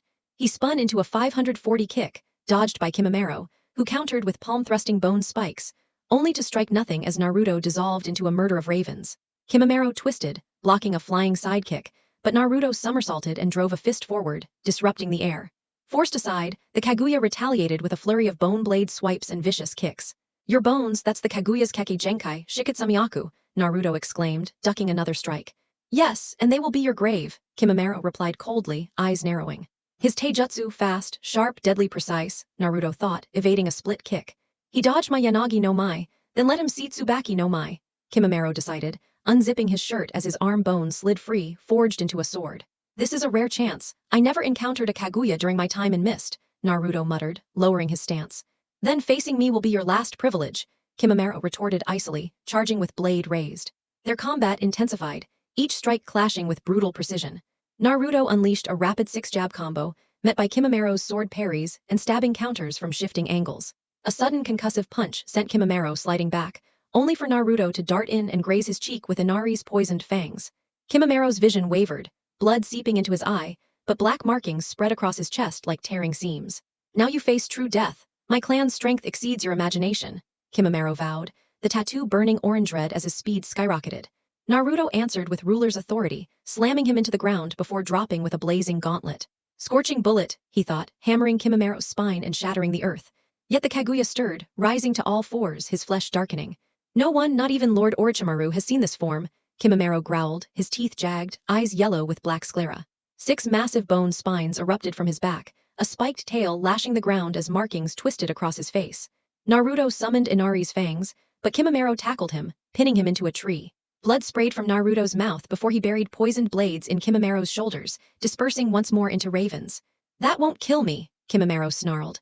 Oh, it will, Naruto countered, reforming with blades crossed. Kimimaro steadied himself, tearing free his own spine, shaping it into a whip. Tessenka no Mai, Tsuru! The tension thickened. Naruto swapped fangs for Zabumaru, lightning coursing through its edge as both launched whip strikes. Kimimaro coiled his whip around the blade, wrenching it aside, but Naruto countered with a crushing punch to his chest. Tsutenkyaku, he thought, vanishing above him for a heel drop. The strike rang like steel on steel. Naruto retaliated with poisoned fangs again, slashing before leaping clear. Kimimaro rose slowly, his left arm sheathing in coiled bone. Tessenka no Mai, Hana, he hissed. Naruto dismissed his daggers, weaving hand seals. Maten Gashido Kuro, he invoked, a towering skeletal avatar rising to intercept Kimamero's charge. The Kaguya's swipe grazed his side, forcing Naruto to clutch his wound while leaping back. Again he formed seals. Maten, ruler of darkness. The battlefield drowned in pitch-black void. What sorcery, Kimamero muttered, disoriented. Welcome to my world. Can you strike what you cannot see? Naruto's voice echoed from every direction. I don't need eyes to kill you. Kimamero roared, lashing out blindly, striking only shadows as blades cut into him unseen. Is this your strength, Kaguya, swinging at phantoms while your real foe stands untouched? Naruto taunted. Kimamero's fury rose, but blood spilled from his lips, his body failing him. I can't, Lord Orochimaru, I must return, he whispered desperately. You will see Orochimaru again, Naruto murmured, cold steel pressing to Kimamero's skull. But as my soldier, he pulled the trigger. Kimamero collapsed, 6 more bullets shattering his skull before his monstrous form dissolved. Arise, Naruto commanded. Silence.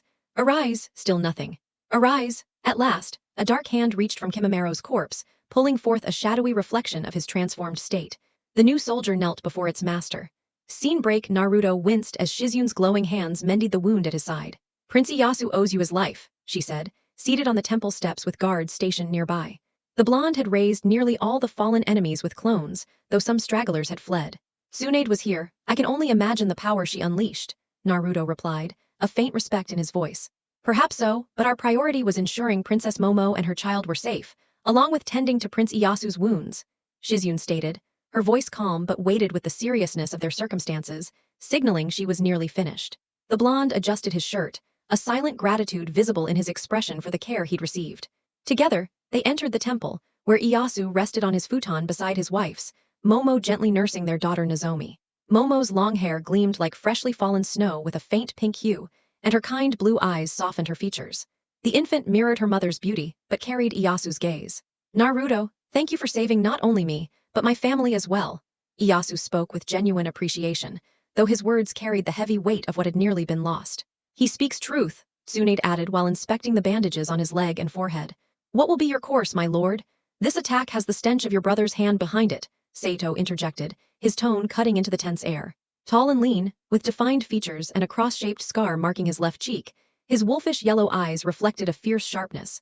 His dark military garb and katana at his hip made his presence more commanding. That Prince Nabutatsu would stoop so low as to ally with someone like Orochimaru, Naruto muttered thoughtfully, rubbing his chin. It isn't far-fetched, Tsunade replied, her brow furrowing. Nabutatsu has already proven he'll sacrifice anything to seize the throne. Even if there's no evidence, only speculation, Danzo's likely assisting him. That hawk-eyed schemer would leap at the chance to support the first prince, which could even give him the position of Hokage. Iyasu's gaze fell to his injured leg, then shifted to his wife and child. His mind churned bitterly. My own brother tried to kill them, just to reach me. A gentle hand rested on his shoulder, pulling him from his storm of thoughts. Jiu leaned her forehead against his temple silently, her presence alone calming his unsettled spirit. After their father's passing, she had sought refuge at Hanojai as a nun, yet Nabutatsu cared nothing for such things. When will I be able to stand again? Ieyasu asked, his tone weighted with authority and quiet resolve. 2 weeks, perhaps a month, Tsunade answered, her voice professional but carrying an undertone of care. This succession war must end, Ieyasu declared firmly. My brother's actions today prove I can no longer rely on words alone, I must act. His eyes lifted to the blonde standing by the doorway. Naruto Uzumaki, Phantom, will you lend me your strength? His voice was both a request and a command. Naruto pushed himself off the wall and stepped forward, lowering himself to one knee beside the prince. His head bowed as he replied steadily, You will have it, my lord. A week later in a kimitsuwari, Nabutatsu hurled his sake bottle against the wall, shards scattering as Orochimaru's threat lingered in his mind after the loss of Kimamero. The room grew heavier, lit only by the dim reflection in the broken glass. How could this happen? Nabutatsu spat, his voice venomous. It almost feels as though the gods themselves are favoring Ieyasu, Miyako remarked, her expression torn between fear, fascination, and a reluctant respect. Nabutatsu slammed his fist onto the table, the remaining cups rattling violently. He has a wife, an heir, while I have nothing, he muttered bitterly, his own words sinking into him. With this latest event, he'll grow more determined, Miyako noted, her tone analytical. But he will likely avoid leading from the front lines himself. That's it. Nabutatsu's eyes glinted with cruel excitement. Uncle Sanada will seize one of his border forts, the one at Hopi. From there, our army can pour in, and I will lead them personally. Miyako stepped closer, her hand resting lightly on his shoulder as a sly smile played across her lips. A daring plan, Nabutatsu, but remember, your uncle, my brother, must tread carefully, Iyasu's resolve has only hardened. But Nabutatsu dismissed her caution, his confidence blazing. Just watch, mother. I'll bring Iyasu to his knees. The world will know the strength of Nabutatsu Oda, the Fire Lord. Miyako observed her son's burning ambition with unease. She wondered once more whether his hunger for power would be his greatest weapon or his downfall. Neither realized this reckless choice, driven by pride, would lead to regrets that could not be undone. A month later, Iyasu returned to Oeri with his wife and daughter safe and well. Yet grim tidings awaited. Sanada Toyomiya had captured one of the largest forts guarding Oeri territory. Both Saito and the strategist Naya Kanetsugu suspected Nabutatsu would turn it into a stronghold for a greater offensive. Toyomiya has entrenched himself in Hopi, sending raiding parties into nearby villages, Naya explained, brow knit in thought. The strategist, striking in appearance with dark hair tied in a top-knot, sharp brown eyes, and a kaisru pipe resting between his lips, leaned over the map. And the forts west and east of Hopi? Iyasu asked, his voice calm but edged with concern. Saito leaned forward, his finger sliding across the map to indicate the smaller forts. Sanada might push to capture these as well, opening a corridor for a larger force to advance unchecked. What course do you propose? We cannot allow Toyomiya to tighten his grip, Iyasu pressed, the silence thick with tension.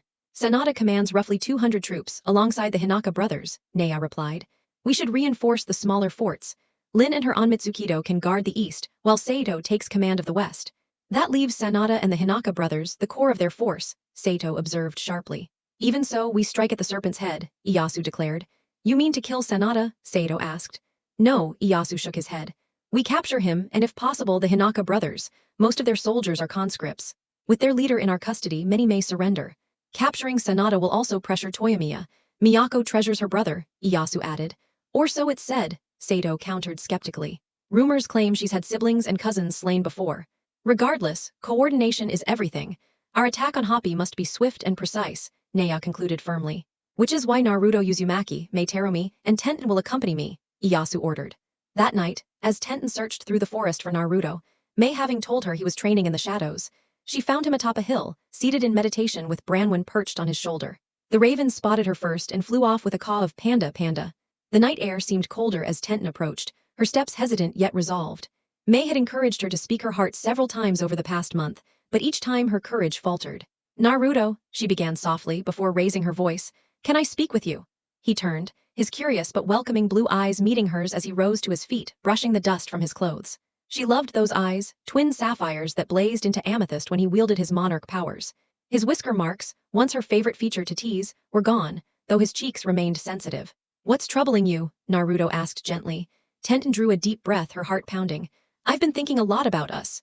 From Naruto's shadow, Mikoto squealed, tilting her head as if listening. We've been together since childhood, Tenten continued. Playing games, sneaking food when they starved you, helping you read when no one else would, sharing our time at the academy, and now, fate has brought us back together, and our bond has grown stronger. Naruto's expression softened into a warm smile as he stepped closer, placing a hand on her shoulder. I agree, I wouldn't be who I am without you.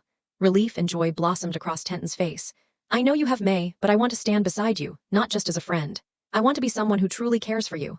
Then we'll try together. You, me, and Mei, Naruto replied, his voice steady. Tenten's cheeks flushed pink as she nodded. Watching from a distance, Mei smiled quietly, the stars above glimmering brighter as though blessing the moment. Inside Hopi Fortress, Sanada Toyomiya sat calmly while his companions, the Hinaka brothers, reveled in their recent triumph. The brothers indulged themselves with wine from Oeri lands, celebrating noisily, while Sanada sipped his tea in silence.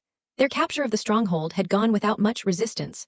The defenders were swiftly crushed under the weight of overwhelming numbers. Now, Sanada's mind was already on the next step, dispatching men to claim the eastern and western forts in preparation for a larger army to arrive under Nabutatsu's banner. My nephew has yet to command in a true war, nor has he proven himself on the battlefield, but I must lend him my strength, Sanada mused inwardly. His weathered gray hair, the scar across his neck, and the green and silver armor he wore told of long years of service. Bound by both blood and oath to his nephew through his late sister, Sanada stood as the eldest son of Lord Oda. While succession seemed clear in principle, the reality had fractured into war, because Ieyasu had shown himself the more capable candidate, sparking conflict. Unlike his ambitious sister, Sanada valued honor and discipline, yet his nephew's reckless decisions threatened the very stability of their land. Ha ha ha! I told you this fort would be simple to take, boasted Shinso, the elder Hinaka. His younger brother Hayama nodded vigorously, swallowing mouthfuls of wine before speaking. Our lord is giving that wretch too much credit. A younger sibling should never surpass his elder. He must learn his place. He smirked while savoring the heat of the alcohol. We succeeded because we caught them unprepared, Sanada warned with measured words. Even a slow enemy must not be underestimated. Bah, they ran in terror as soon as we appeared, Shinso retorted, convinced he saw what others could not. Caution must guide us. Scouts will be sent to both eastern and western forts to prepare for a counterstroke before Ieyasu himself responds, Sanada declared. Certain the opposing lord would march personally. We don't need scouts, Shinso dismissed him, and Hayama agreed as both downed their cups. They're nothing but vermin. Whoever this upstart sends will crush them like insects. Then Lord Nabutatsu will march into Oiri, raise his castle, and seize his women, Hayama sneered, lust flickering in his eyes, recalling Iyasu's wife Momo. His brother shared the same vile thoughts, both envisioning her as their spoil. You too would be wise not to dismiss rumors of the phantom joining Ieyasu, Sanada cut in, drinking his tea. The brothers turned to him, curiosity shifting to unease. The bingo book lists him as a veteran of the Mist Civil War who slew a Jinchuriki. Such strength tilts the scales further in Iyasu's favor, Sanada explained. Rubbish. I don't believe it, Shinso scoffed. But Sanada, despite leading 200 men mostly drafted from his clan's lands and Nabutatsu's holdings, knew the brothers were reckless and constantly defied him. Age had wearied him, and he pinned his legacy on his daughter, disguised as her twin brother, to inherit leadership. If he fell, she would continue their line under whichever lord triumphed. Sanada also resolved to test Hideyoshi's second son, to judge his potential as a future leader of the Fire Country. Ohatsu knows what must be done should I fall or be captured. Nabutatsu, Miyako power corrupts easily, but has it also consumed Ieyasu? Sanada reflected with narrowed eyes, watching the brothers drink. Old man, we've got the numbers, the strength. Let Ieyasu come. We'll show him the might of Lord Nabutatsu's army. Shinso bellowed, raising his cup. Sanada only shook his head with weary eyes upon the firelight. Strength without wisdom is a blade turned upon oneself. Remember that, he murmured, but the brothers scoffed openly. Wisdom? Ha, you worry too much. With Nabutatsu's strategy and our power, no fortress can stand against us. Hayama bragged, puffing his chest while Sanada's troubled look deepened. 2 weeks passed without reprisal, emboldening the brothers to burn villages despite Sanada's protest. His scouts reported that Ieyasu had reinforced the forts and was on his way to retake Hopi. Fire! Get water, we're under attack! Desperate shouts rang through the fortress a day later. Sanada rushed to the courtyard, seeing flames engulfing a storehouse, the watchtower ablaze, and fires spreading across their encampments. What's happening? Shinso roared as he and Hayama joined him. Above them, a swarm of ravens battered the watchtower before a monstrous roar echoed. It's a beast, 3 heads, a soldier cried. Ready your weapons, Sanada barked, drawing his sword as the Hinaka brothers followed suit.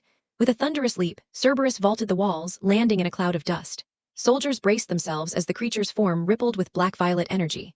Then split apart, revealing Naruto masked, Mei hooded, Tenten armed with a new blade, and Ieyasu himself in full battle attire. He wore a black hakama and kassoed with a yellow shoulder patch, armored with a guard on his left side, chest plates secured with a red obi, a bracer on his arm, and shin guards above his riding boots. Prince Ieyasu, Sanada spoke, the Hinaka brothers flanking him. Sanada Toyomiya, Ieyasu replied, tension thick as steel. The brothers, ever brazen, eyed Tenten and Mei with crude grins, their lust poorly hidden. Lay down your arms, Sanada Toyomiya, and surrender, Ieyasu demanded firmly. Pa, you should be the one surrendering, Shinso snapped. Foolish to come with only 3 allies, Hayama sneered.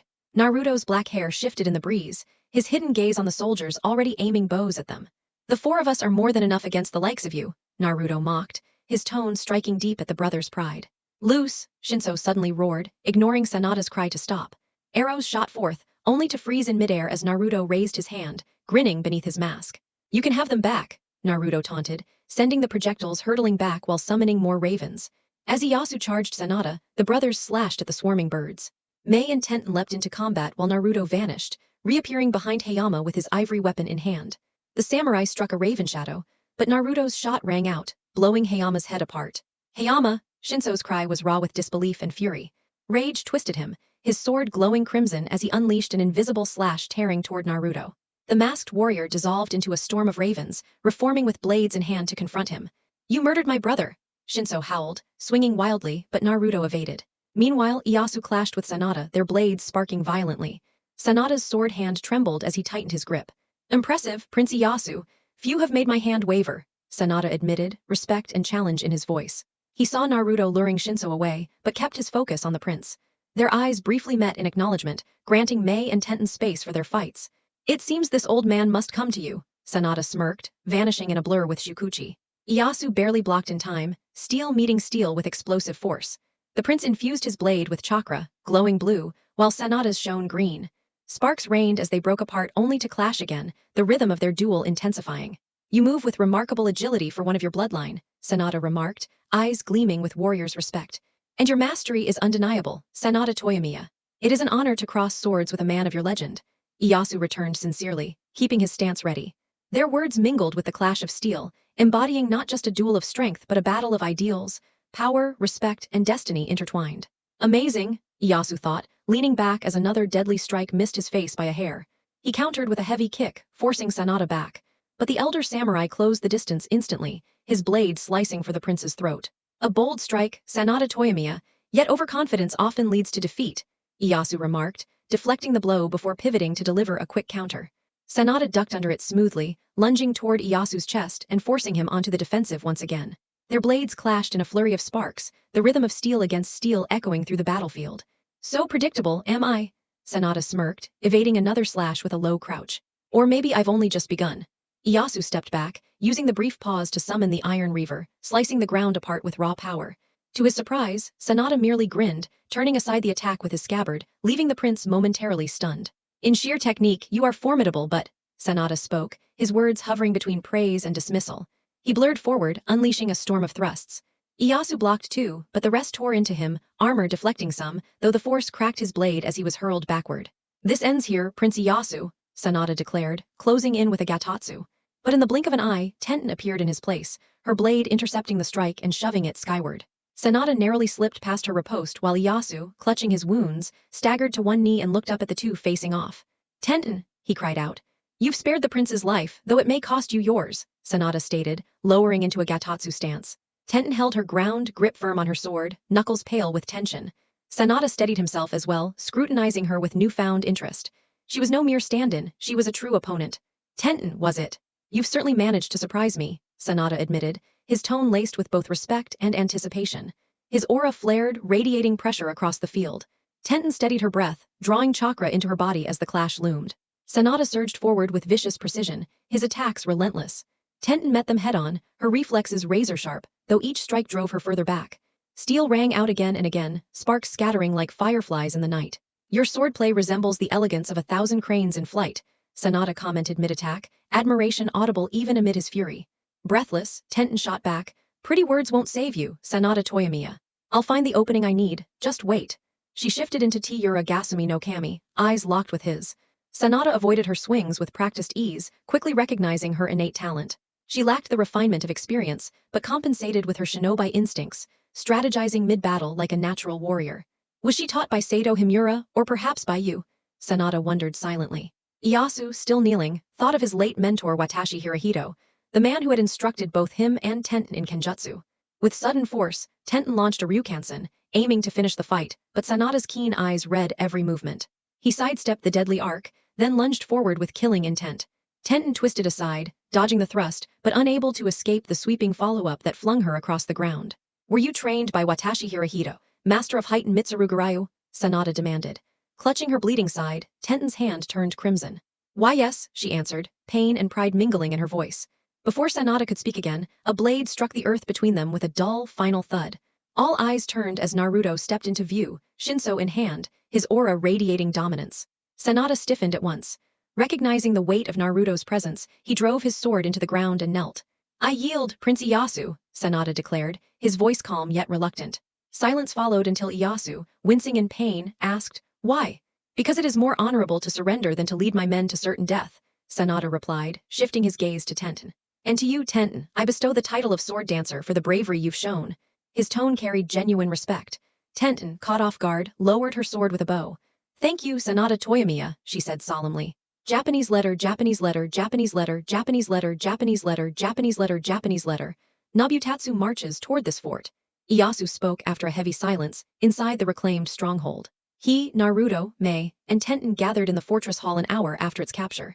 Sanada's surrender had prompted most of the enemy to follow suit, though half still resisted. "How many are coming?" Naruto asked, his expression steady though concern flickered in his eyes. "Twice Sanada's numbers with his last two samurai, Ryazan Kamitachi and Jin Ikino's," Ieyasu answered grimly. "We can't hope to fight that alone," Tenten frowned. "It will take days to summon reinforcements. Sato and Lin must defend their own forts in the meantime," Ieyasu continued, eyes scanning his comrades. No need, Naruto interjected. The three of you should return to Oari with Toyomiya. I'll hold them here. Spread word you've captured him. It may halt Nabutatsu before he arrives. Naruto, facing them alone? Mei asked, worry written on her face. I have a plan, trust me, Naruto replied, his eyes flashing between blue and violet. Can you truly manage it? Ieyasu pressed, doubt and hope intertwining. I have some heavy weapons at my disposal. But once I unleash one of them, Konoha will know exactly where I am, Naruto admitted. Then avoid Inari. Isabu and Cerberus are enough, Mei suggested, seeking balance. Naruto gave a small nod. Then it's settled, Ieyasu declared. We'll leave with Toyomiya and the men who served him. The others agreed, setting the plan in motion. The following morning, Ieyasu, Mei, and Tenten departed with over 100 conscripts, leaving Naruto behind at Fort Hoppy. Later, Naruto sat atop the watchtower, legs dangling. From his shadow, a voice spoke. You shouldn't keep me hidden. Inari drew on a flavored cigarette, sweet smoke drifting upward. Konoha mustn't discover me, Naruto replied. If Danzo learns Phantom is Naruto Uzumaki, the former Kyuubi Jinchuriki, he'll be relentless. He exhaled smoke, the cinnamon-scented haze curling through the night. 3 days later, rain poured as Naruto stood on the fortress wall, his storm hood shielding him. Clad in a dark violet longsleeve patterned with bionic lines, strapped hybrid cargo ninja pants, and steel-toe boots, he prepared. The downpour slowed Nabutatsu's 500-strong force as they approached. Among the cavalry of 100, a carriage stood out, sheltering Nabutatsu. Too pampered to endure the rain, Zabuza muttered as Naruto lowered his binoculars and pulled on his mask. Seems that way, Naruto replied, dropping from the wall onto a shadow steed as a white flag rose between the two enemy samurai and a female warrior. He rode out to meet them under distant thunder. Where is Prince Ieyasu? The elder samurai demanded, his tone sharp. His light-colored hair framed calculating eyes behind full armor and a kabuto helmet. In Oari, gathering reinforcements. He has also captured Sanada Toyomiya, your lord's uncle, Naruto stated evenly, watching their reactions. The younger samurai, scarred and one-eyed, bristled with rage. You dare mock us so? He snarled, hand twitching toward his sword. Naruto stood firm, voice calm. No mockery. Ieyasu seeks to prevent needless slaughter. Then he abandoned you here to die, pitiful, the elder sneered. No, Naruto countered, gaze shifting toward the carriage. He left me here because he trusts I can hold you long enough. Where is Prince Nabutatsu, or is the rain too harsh for him? Impudent cur. I am Ryazan Kamitachi, and I will be your executioner, the younger roared, hand gripping his hilt. Then you must be Jin Ikenos, Naruto said coolly. Your prince once tried twice to buy my loyalty, first with gold, then with a poker game. Both attempts failed. His eyes locked with Jin's, the tension crackling like the storm above. Then it truly is you, Phantom, Jin muttered, his tone carrying both recognition and reluctant respect. I am. And I ask that you pull your troops back. I know your ranks are filled with people taken from their homes, forced to serve under another's greed. Prince Ieyasu's soldiers fight by choice, out of loyalty and conviction, not because they were pressed into service, Naruto said, his words carrying an earnest plea. We cannot. Lord Nabutatsu is the rightful heir, destined to take the position of Fire Daimyo as the firstborn son, Jin replied firmly, bound by duty. Naruto exhaled, a streak of lightning illuminating his silhouette. Then there is nothing left to say. Only battle remains. I'll be waiting, he declared before his form dissolved into shadows, retreating toward the fortress as his horse vanished with him. He carries himself as arrogantly as that so-called upstart, Ryazan sneered, eyes following Naruto's departure. Perhaps, but if word spreads that Sanada has been taken, it may crush the spirit of his followers, Jin said, holding on to that faint hope. It won't matter. They know full well the fate of those who resist, Ryazan replied, his cruel grin betraying his certainty of victory. On the fortress wall, Naruto reappeared, lifting a pair of binoculars to watch the enemy still marching forward. His shadowed aura began to expand, eyes glowing faintly beneath his mask. All of you come forth. Inari, only show a single tail and don't make it enormous, he ordered, raising his arm. Fine, Inari said, excitement in his voice. Soon, the advancing soldiers caught sight of Inari's fox form alongside the monstrous shapes of Isabu and Cerberus within the shadow ranks. What are those? Some soldiers shouted, panic spreading. Jameer tricks, attack! Ryazan barked, spurring his horse forward, refusing to acknowledge the looming threat. From his carriage, Nabutatsu peered wide-eyed through the window.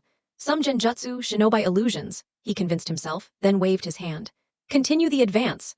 Naruto's shadow army surged ahead, Spot leading alongside Isabu and Cerberus. With a mighty swing of his axe, Spot struck at Ryazan. The samurai thought he'd cut through illusions, but his confidence ended in an instant.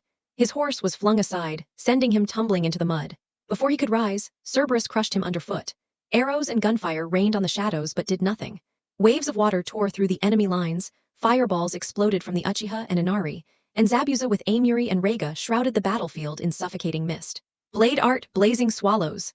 Jin shouted, his sword glowing orange as he carved fiery birds that detonated on impact.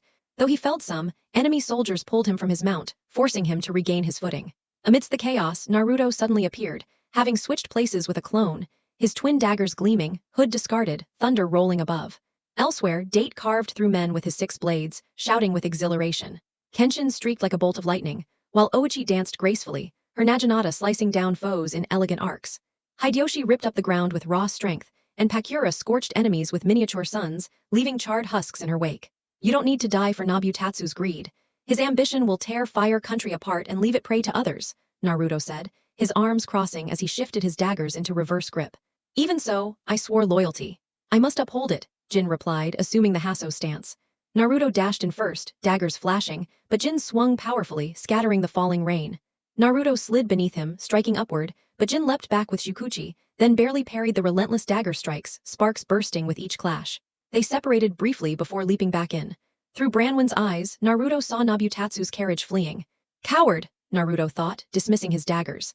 A demonic longsword materialized in his grip, and with a swing, he unleashed a storm of lightning. Jin narrowly evaded, but Naruto pressed with savage blows, forcing Jin to flood his blade with chakra to keep it intact. Jin countered by slamming his sword into the ground, tearing a gash as Naruto landed. Where is your master? Why does he hide while others die for him? Naruto demanded, their weapons locked in raw strength.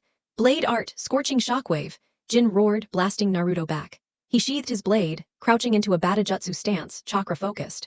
Naruto raised his longsword high, arcs of lightning skating along its edge. For the first time, Jin's face burned with fiery determination. Thank you, Phantom.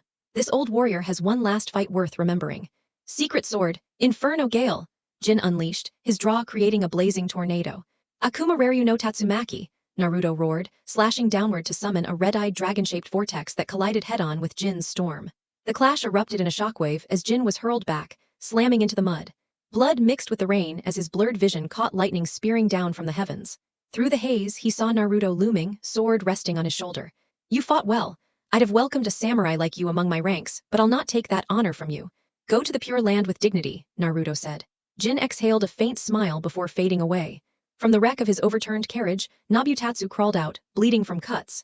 He staggered into the mud as the battlefield fell silent. How could this be happening? He thought, recalling the flash that toppled his carriage. While your men fought and bled, you cowered inside, a voice spoke. Nabutatsu looked up to see Naruto's masked face. This is our first meeting, face to face, Naruto said.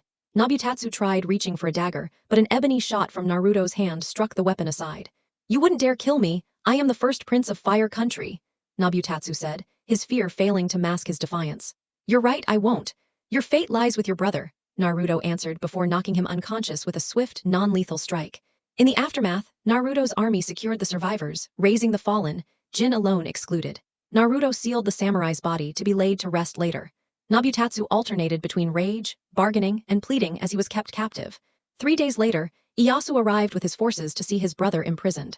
Tell me, brother, was power worth this? Ieyasu asked, his voice torn between anguish and command. The seat of daimyo was mine by birthright, Nabutatsu spat defiantly from behind iron bars. Your claim as firstborn brought this war. It turned your domain into a place where the innocent suffered so greatly they fled to mine for protection, Ieyasu said, his face taut with grief. Tradition and law gave me that right. These battles, victory or loss, are the path to claim what is mine. Commoners are currency for power, their sacrifices expected, inevitable, Nabutatsu retorted coldly. Ieyasu's eyes widened, shaken. Inevitable. Have you listened to yourself? Rebellions rise across your lands. The people you call worthless are not pawns for your greed. You cling to ideals as if they feed the hungry or clothe the poor. Power is survival. The weak must submit to the strong, Nabutatsu countered with chilling conviction. Ieyasu's stare pierced through him, cracking his arrogance. Do you believe nobles will still follow you now that you've been captured? They'll abandon you at their first chance. And I'll deal with them when the time comes, Ieyasu declared, turning away. My mother will come for me, Nabutatsu shouted desperately, but Ieyasu ignored him, stepping into the courtyard with heavy thoughts. News of the Hopi battle and Nabutatsu's capture soon spread through Fire Country and Konoha, shaking loyalties and dividing opinions. Meanwhile, Miyako Toyomiya, desperate to rescue her son, transformed her home into a war council, urging allies to her cause. My friends, she said, voice steady though her heart trembled, Nabutatsu needs us now more than ever. We cannot let despair overcome us. Who among you will stand with me? The room fell silent, her words pressing down on each listener, their loyalty and courage weighed against the harsh tide of war. Lady Miyako, we stand by you, you know this. but opposing Prince Ieyasu is like stepping into a storm with nothing but our hands. And with unrest breaking out here in a Kimitsuwari, how can we defend our fields and families while facing such a powerful enemy? Miyako's young companion Kaito spoke, his tone uncertain. Miyako's gaze burned with conviction as she turned on him. My son's safety is worth more than the petty riots of peasants, she snapped, then looked around the room. Once Nabutatsu is returned within these walls, we will crush the uprisings. Fear cannot rule our decisions now, she declared. You are right, Lady Miyako. Forgive me for doubting.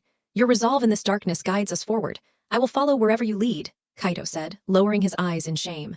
At that, another ally, Haruka, rose from her seat, her determination radiating. Lady Miyako speaks truth. Our struggle is for Prince Nabutatsu. If a Kimitsuwari is to endure, we need him, she affirmed. Haruka's words hold weight. This battle is more than survival. It is symbolic. We might divide our efforts. Some remain to guard a Kimitsuwari and end the riots, while the rest march with Lady Miyako to free Prince Nabutatsu. Both our present and our future demand it, Tsuyoshi, the elder voice of wisdom, suggested. The atmosphere, once thick with doubt, shifted into murmurs and reflection, a spark of hope stirring within Miyako that her son could yet be saved. That fragile calm was shattered when the doors slammed open and armed soldiers rushed in, weapons ready, throwing the room into chaos as allies prepared for a fight, until Miyako's nephew stood from his seat. Hiato, Miyako exclaimed, but as the young man tore away his armor, the room gasped. Beneath his kasode was the chest of a woman. Miyako's eyes widened along with the others. I am not Hiato. He fell protecting me, his twin sister Ohatsu, the figure revealed. Shock rippled through the chamber as Miyako stumbled for words. Ohatsu, I believed you were, Miyako whispered, disbelief coloring her tone. Ohatsu's eyes locked with hers, a storm of emotion flashing. So it's true, you sought to have your own niece killed. The whispers about you were no lies, she said coldly, a statement rather than a question. I had no choice, Nabutatsu ordered it, Miyako countered, placing the blame upon her son. Unease spread at the mention of the crown prince, the room sinking into uneasy silence. But why would Prince Nabutatsu want such a thing? Haruka asked at last, her question heavy with suspicion. Miyako swallowed, grasping for a response, but Ohatsu spoke first. Jealousy and fear.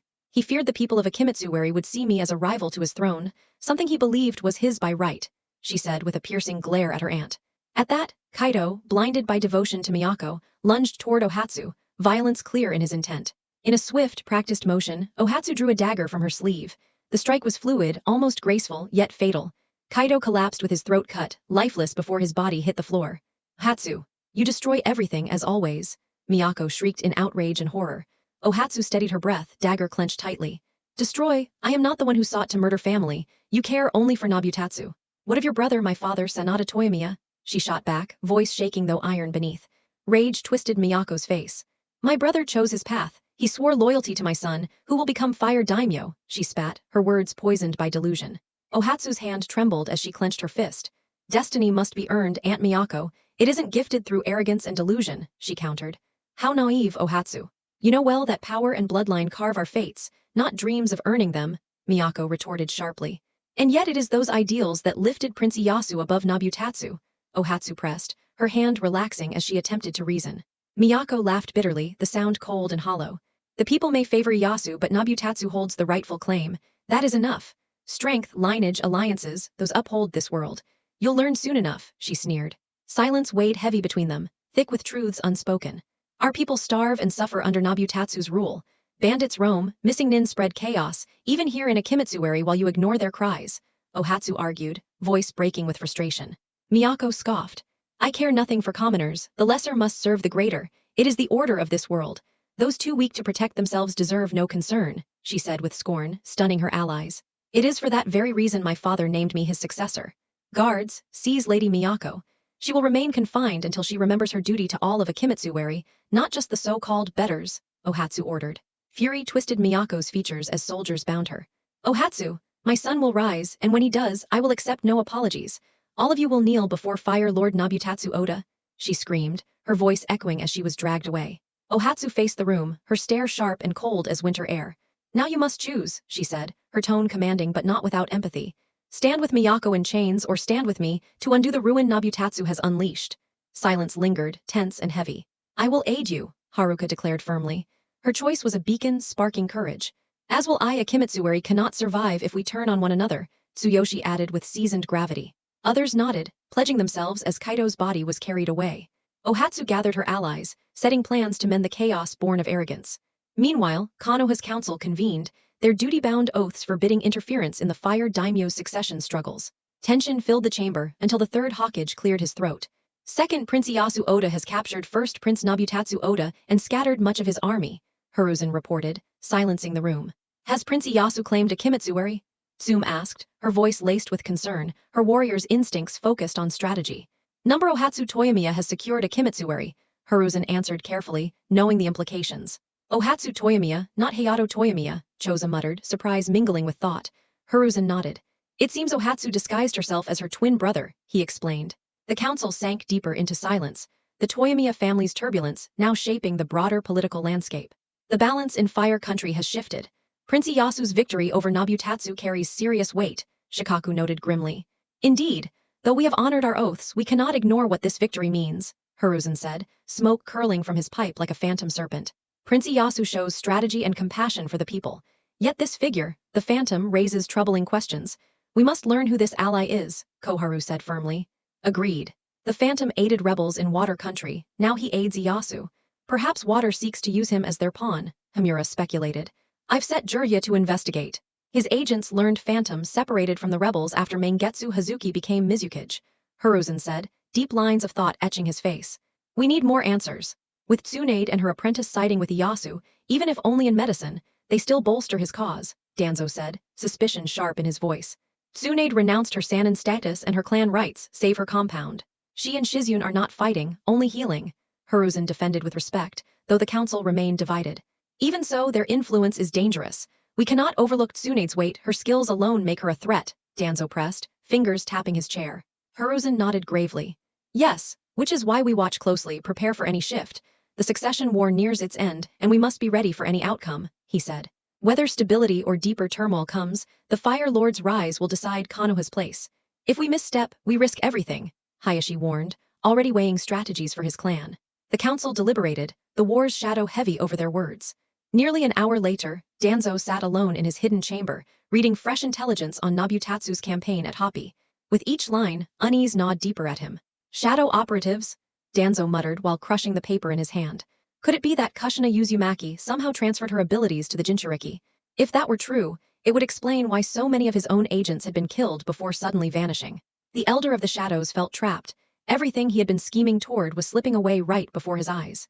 If Ieyasu secures the throne of Daimyo, my influence will steadily fade. The boy would purge corruption at every corner he found it. Danzo reflected grimly as he tossed the note into the fire. Worse still, the Jinchuriki stands beside him, he hissed inwardly, slamming the tip of his cane into the floor in a signal of decision. The thought was perilous but necessary. One of his hidden agents appeared and knelt silently before him, awaiting command. Gather a strike force of 6, yourself included. Your task is simple, eliminate Phantom and Ieyasu Oda. Leave nothing behind, Danzo ordered coldly, his eyes sharp as blades. Not even your own body if need be. The Kunoichi bowed once before melting back into the darkness, leaving behind a heavy silence. The atmosphere was suffocating, the air filled with the weight of his ruthless command. Danzo's steps in the intricate war of politics had turned bloodier, a dangerous gamble with lives and power hanging in the balance. The unseen contest of deception pressed on, unseen by the world, yet influencing all of it. Naruto rode alongside Ieyasu on horseback, while Lin, Mei, and Tenten traveled in a cart that carried the preserved corpse of Jin Ikenos. Their small group was headed toward a Kimitsuwari to deliver both Jin's remains and those of Sanada, while also seeking an audience with Ohatsu Toyomiya. The samurai Sanada had chosen honorable death, assisted by Ieyasu after hearing of Nobutatsu's capture. Do you think Lady Ohatsu will cooperate with you? Naruto asked curiously. Ieyasu lifted his gaze toward the dim clouds overhead. I believe she will, but I must meet her face to face, he replied carefully, concealing his true feelings. Naruto gave a nod just as a raven perched on his shoulder, cawing harshly. His blue eyes narrowed, weaving through hand signs swiftly. Maten, Gashido Kuro, he declared. A monstrous skeleton erupted around them, shielding against a storm of exploding kunai. The horses screamed in panic. What is this? Ieyasu struggled to calm his steed while Lin steadied hers. We're being ambushed, Naruto said flatly as the jutsu faded when the blast ceased. The party dismounted quickly, weapons ready.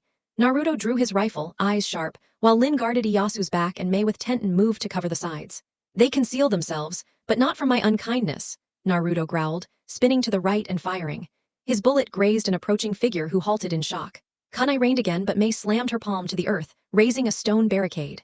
Naruto sank into the ground, reappearing above with a leap, both revolvers blazing. Their foes scattered, swapping with logs in substitution. One kunoichi charged with a tanto, but Naruto blocked with his guns, pivoted, and drove a brutal kick into her gut. As she stumbled back, he put 2 bullets into her skull before she could recover. Another attacker rushed with twin blades, but Naruto slipped away with his own substitution. Katen, Gakikyu no Jutsu, a third operative roared, releasing a fireball. Naruto unsheathed Jin's sword, cleaving the flames apart, then blurred forward with Shukuchi, slashing straight through the man's chest. A swarm of insects surged from a fourth assassin, but Naruto dissolved into a cloud of ravens that devoured her. Mei sealed her fate with molten lava. The remaining enemies fell swiftly, their leader detonating herself in a suicide jutsu, yet Naruto's skeletal guardian shielded them all. This reeks of Danzo's work, Mikoto's voice whispered from his shadow. I managed to claim one alive last time, but not today, Naruto muttered, glancing at Ieyasu. We'll catch him eventually. My lord, we must move on, Lin urged, giving Naruto a knowing look. Yes, let us continue. Naruto, have your ravens scout ahead for further traps, Ieyasu ordered as they remounted. Their travel toward Akimitsuari continued mostly unhindered, save for bandits, easily dispatched by Naruto. Ieyasu observed firsthand the disarray under Nabutatsu's control. The suffering etched into the villagers' faces made him silently resolve to dispatch Tsunade, Shizune, and young Karin, along with healers and administrators, to aid them. This land has been left to rot under Nabutatsu's neglect, Ieyasu thought grimly. And this man dreams of ruling a nation, Mikoto scoffed with biting sarcasm. True, even bandits thrive unchecked, Naruto mused, annoyance in his expression. When they reached Nabutatsu's estate, guards kept desperate citizens from storming the gates. Murmurs spread as some recognized Ieyasu. Prince Ieyasu, one stammered, bowing in awe.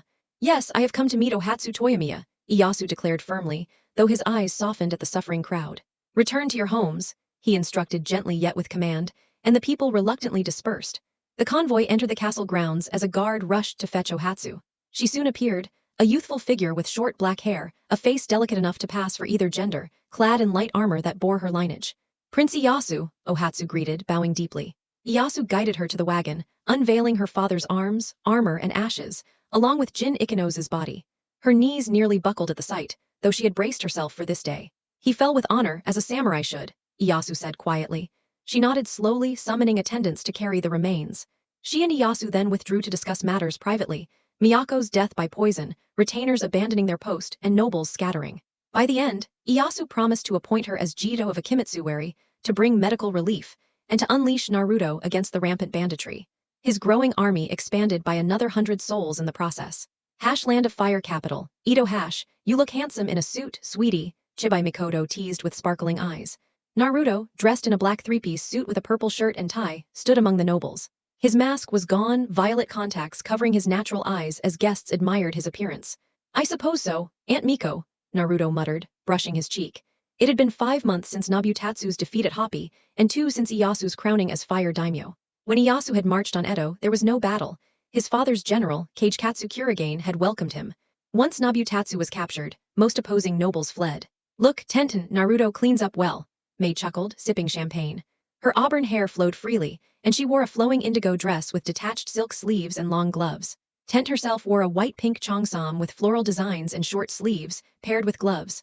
I'll admit it, though I prefer him blonde with blue eyes, Tenten teased, glancing around. The ballroom glittered with banners and blossoms from all provinces, alive with dignitaries sharing stories of valor. Naruto, Mei, and Tenten approached Momo carrying little Nozomi, escorted by the stern Kagekatsu and his daughter Tsubaki. Lady Momo, Princess Nozomi, they greeted respectfully. No need for such deep bows, you saved my life and secured Iyasu's throne, Momo said warmly. It is proper etiquette, milady, Kagekatsu rumbled, towering and broad-shouldered, his perpetual frown shadowing his sharp features. His daughter Tsubaki mirrored his thick brows but bore soft pink eyes and long brown hair tied high with flower ornaments. Greetings, Tsubaki said politely. She wore a pale robe with pink accents, hakama pants and sandals. Baby Nozomi reached toward Naruto with a delighted coo. Tickle her hand, Mikoto urged softly. Naruto did, earning giggles that drew smiles, even from stern faces. Momo departed with her daughter, Nozomi waving with Momo's aid. Tenten smiled faintly. The laughter of a child, it unites everyone, doesn't it? She murmured. Mei, however, noted the sidelong looks cast their way, some approving, some not. Seems there are those who think we don't belong. To them, we're just commoners among nobles, Tenten said, mocking Hinata's haughty tone from Konoha. Let them envy us. Actually, how about we give them 2 dances? Naruto remarked, a mischievous spark in his eyes and a teasing grin tugging at his lips. I'd enjoy that, Mei replied, her tone filled with excitement and just a hint of rebellion as Naruto extended his hand.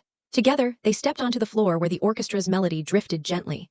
The murmurs of the crowd faded into silence as all eyes turned toward them. Their movements flowed seamlessly, strength balanced by elegance. May's steps radiated refined grace, her dress rippling like ocean waves, shimmering with every twirl as though it carried the sea's depth in its folds. With Naruto guiding her, their dance became a living portrait of harmony and affection, a symbol of a future where differences enriched unity instead of dividing. Their performance closed with Naruto spinning May in a graceful finish, applause erupting and carrying them toward Tenten. "Shall we?" Naruto asked, taking her hand. Dancing with Tenten carried a different rhythm entirely. Where May and Naruto displayed elegance and power, Tenten Naruto radiated precision and agility. Her mastery of weaponry shone in her controlled yet fluid movements, every pivot and step executed with the accuracy of a veteran fighter. Naruto matched her pace effortlessly, their combined rhythm weaving a tale of resilience, trust, and a deep unspoken connection. Her cheongsam moved like flowing water, each shift in fabric capturing her balance of strength and beauty. Under the ballroom's light, the white of her attire reflected brilliance, creating a spectacle that held the crowd's gaze. This second performance was more than entertainment, it was a testament to their shared journey. "I never imagined Naruto could dance like that," Ieyasu admitted in surprise, seated beside Momo while cradling Nozomi. "He keeps many secrets," Momo replied with a soft laugh, sipping sparkling water touched with lemon, a faint smile on her lips. Their second routine ended to another wave of applause, though certain nobles turned away in disapproval, refusing to acknowledge it. Naruto, May, and Tenten paid them no mind, continuing to mingle with others until late into the night before retiring to their chambers in the eastern wing. By morning, Ieyasu summoned them for a council that promised to alter everything. Present were Ieyasu, Kagekatsu, Nea, and Tsunade, who had arrived during the night with Shizune and Karin after offering aid to the new Jido, Ohatsu Toyomiya. "Tsunade, you're familiar with the 12 Ninja Guardians?" Ieyasu asked gravely. "Of course, but they disbanded after a failed coup among their own members. Surely you don't plan to rebuild them," Tsunade responded, skepticism clear in her tone. Her time in a Kimitsuwari had shown her the fragility of political order and the dangers of corruption. "I do intend to revive the idea, but differently," Ieyasu explained. "This group shall be called the Godai 13, or 13 Court Guard. It will consist of 6 ninja and 6 samurai. You and Nea will serve as supreme commanders, guiding every division." "A true honor, my lord," Nea said proudly, his eagerness barely concealed, humility more a mask than a virtue. "And who will fill these ranks?" Tsunade pressed, already considering possible names. Ieyasu turned toward Naruto and his companions. "I offer the 3 of you a place." "Us?" Tenten exclaimed in shock. "Yes," Ieyasu confirmed firmly. "You aided me in securing my throne and deserve recognition. You'll hold equal standing with the Sannin. Orders will come from Tsunade or Nea, with supreme authority resting with myself or Kagekatsu."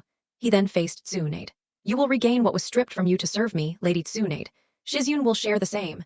Both she and Karin will act as Lady Momo and Princess Nozomi's physicians and attendants." "Thank you, Daimyo-sama," Tsunade said with a respectful nod. "We are honored," Naruto answered, May and Tenten voicing their gratitude alongside him. "Excellent," Ieyasu said, though his tone sharpened as he continued. "But your first mission will not be an easy one, Naruto. You must accompany Tsunade to Konoha." The atmosphere chilled instantly. May and Tenten instinctively held Naruto's hands as Ieyasu cleared his throat. "This mission is one of recruitment. Together with Tsunade, you will select 3 shinobi from Konoha, ranging from Genin to Anbu to join the Godai. Hiruzen and his council will push their favorites, but I expect individuals of true character, not pawns for pride." "I agree," Nea said, eyes hard with conviction. "It is those of genuine heart and skill we require, not heirs of influence." "But why extend the search to Genin, my lord? Wouldn't Jonin or Anbu be the natural choice?" May asked respectfully. "A wise question," Ieyasu replied with a nod.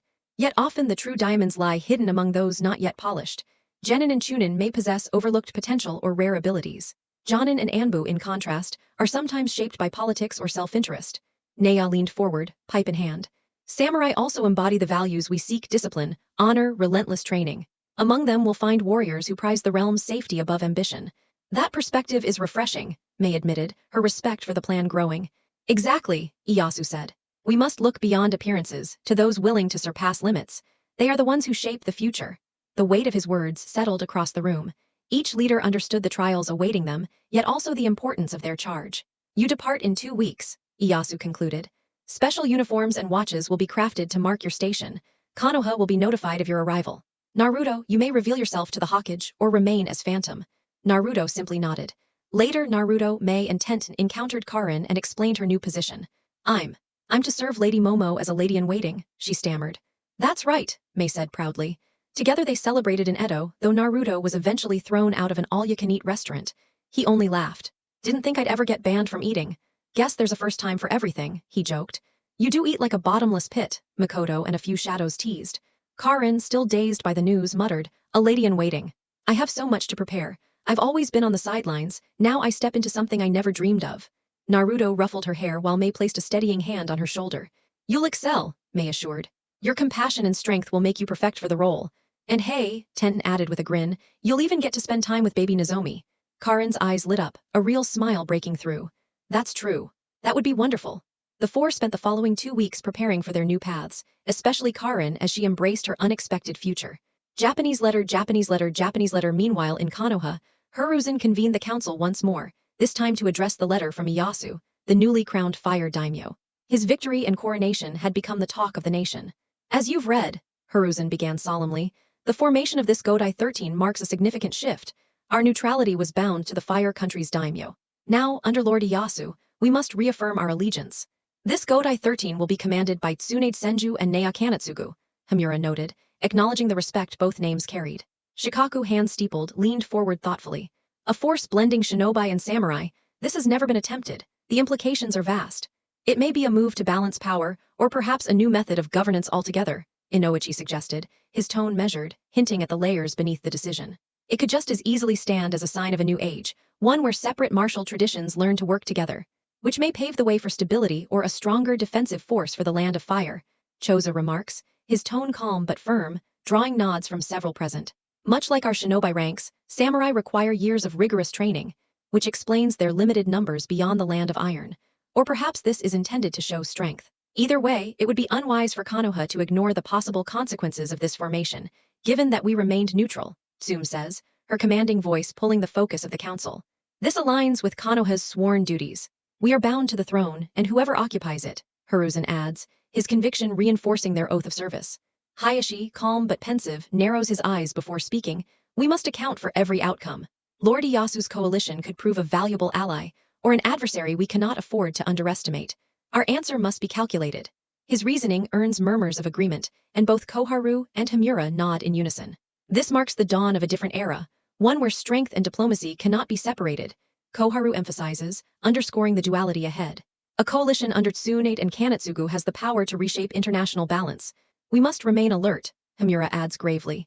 Danzo, ever the realist, draws attention by tapping his cane lightly. Optimism has its place, but we must recall the principles of warfare.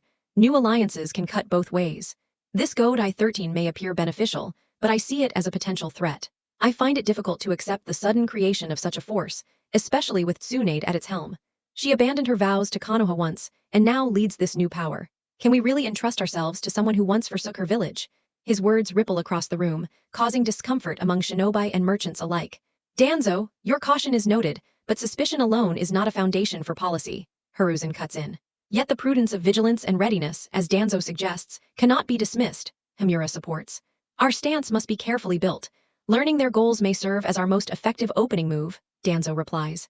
The merchant clans, mindful of their economic stake, voice concerns about commerce. If the Godai 13 stabilizes the region, it may just as well create prosperity and new trade routes, one merchant notes optimistically. Steering the dialogue back, Hiruzen speaks. There is more. Lord Ieyasu has chosen Tsunade and 3 members of the Godai 13 to visit Konoha. Among them is one known as Phantom, whose aid proved pivotal to Iyasu's cause, and who also fought in Water Country's civil war. They are tasked with reviewing our forces to fill the remaining 3 seats. His words stir unease, but also interest, particularly from Shikaku. This brings both opportunity and danger. How do we safeguard Konoha's priorities? He asks, earning a solemn nod from Hiruzen. We must display our capabilities while gauging theirs. Diplomacy is vital, but preparation for any outcome is equally so. Tsunade will examine everyone, from Genin to Anbu, Hiruzen explains, drawing a shocked reaction. We should put forward talents like Sasuke Uchiha or Hinata Hyuga. Both earned the title of Shinobi and Kunoichi of the Year. Their abilities could secure alliances and protect trade, Koharu suggests, eager to highlight Konoha's strengths. And what happens if we put such notable figures on display? Aren't they too important to risk at the front lines, much less in commerce? A merchant argues, echoing economic caution. Their potential is undeniable, but remember, they are fresh graduates of the academy. Iyasu's message confirmed that Genin may be considered, but lineage or titles alone won't sway decisions. They must be tested and hardened through trials. Only then can their true value to the Godai 13, or to our hopes of prosperity, be measured. Hiruzen answers with wisdom. But Hokage-sama, their promise alone. Another merchant begins, only to be interrupted. Promise is like seed cast on barren ground. Without nurturing, guidance, and the right conditions, it cannot bloom, Hiruzen states firmly, though without malice. His words settle over the room, silencing further argument. The following discourse becomes more grounded, centered on supporting young shinobi as the nation's future. Do we know who else accompanies Tsunade and Phantom in this Godai 13 contingent? Shikaku asks, redirecting the discussion. Stroking his beard, Hiruzen replies, no names were provided, but one is Tsunade's second student, called the Sword Dancer for her distinct style, though the title is recent. The other is Phantom's close ally, said to have followed him from Water Country. Information about them remains scarce. Intrigued, Shikaku leans forward, fingers steepled. If they are Phantom's partner, then their skills must be considerable. It is this lack of clarity that leaves us vulnerable. We must gather intelligence on their techniques, objectives, and loyalties, Danzo advises, his tone heavy with caution. Regardless of motives, with Tsunade in command, this formation represents a formidable new force. We cannot discount them, Choza notes, acknowledging her strength and history of strong alliances. True, but we must tread carefully. Lord Iyasu's establishment of the Godai 13, mixing shinobi and samurai under Tsunade and Kanetsugu, marks the start of a profound shift. Whatever direction it takes, we must be prepared, Shikaku adds thoughtfully. Some speculate whether Tsunade's second student strengthens Konoha, or if she builds a power base independent of it. We will conclude here, Hiruzen declares, striking his gavel. Inform your clans of today's matters, and prepare them for what lies ahead. Agreement spreads across the chamber as each figure departs, bearing looks of concern and determination. A bold gambit, this alliance of shinobi and samurai, something not seen in ages, Shikaku murmurs to Inoichi and Choza as they leave. Perhaps, but Phantom's presence is our greatest issue. We know nothing of his true identity, and that ignorance puts Konoha at risk, Inoichi responds. The gathering disperses, leaders lost in thought about the uncertain path forward, unaware that the Phantom they await is none other than Naruto himself. Strange, isn't it, seeing how much Konoha has changed, Tenten says as she walks alongside Naruto and Mei, Tsunade leading them. All wear the black coats, white shirts, cargo pants, boots, red cords, and gloves of the Godai 13. I wonder if the council will even give us their ears. We're young, after all, Mei muses, doubt in her tone though hope lingers. That is why I'm leading this. My teacher will listen. More importantly, he and the others will want to remain in Lord Iyasu's favor, reaffirming loyalty to the daimyo's seat, Tsunade says, glancing back with a resolute voice. He understands the need for balance. Mei and Tenten nod in agreement, though Naruto remains silent behind his mask, concealing the turmoil within. Returning after all this time, I wonder if Sasuke's improved or fallen behind, Mikoto whispers from his shadow. Doesn't matter. The kids surpassed him anyway, Chibai Zabuza replies. Konoha will be stunned that the one they despised is now celebrated as a savior abroad, and even a friend of the Fire Daimyo, Chibai Amuri says. He even saved Iyasu's life and defeated his brother's army, Chibai Inari adds, prompting Naruto to ruffle his hair quietly. I wonder how the old man will react when I hand him the journal from Yuzushio, Naruto thinks, keeping it to himself. As Konoha's towering gates come into sight, Tsunade speaks again. This isn't only about recruiting for Iyasu's vision, it's about creating a foundation for peace and stability. The three nod in unison. The ever-present gatekeepers, Izumo and Kotsu, lounge nearby until Tsunade's voice reaches them. Excuse us, she says firmly. Lady Tsunade. Izumo stammers, startled by her sudden presence. We should be expected, Tsunade replies with authority. Both men nod quickly. Good, no escort is needed.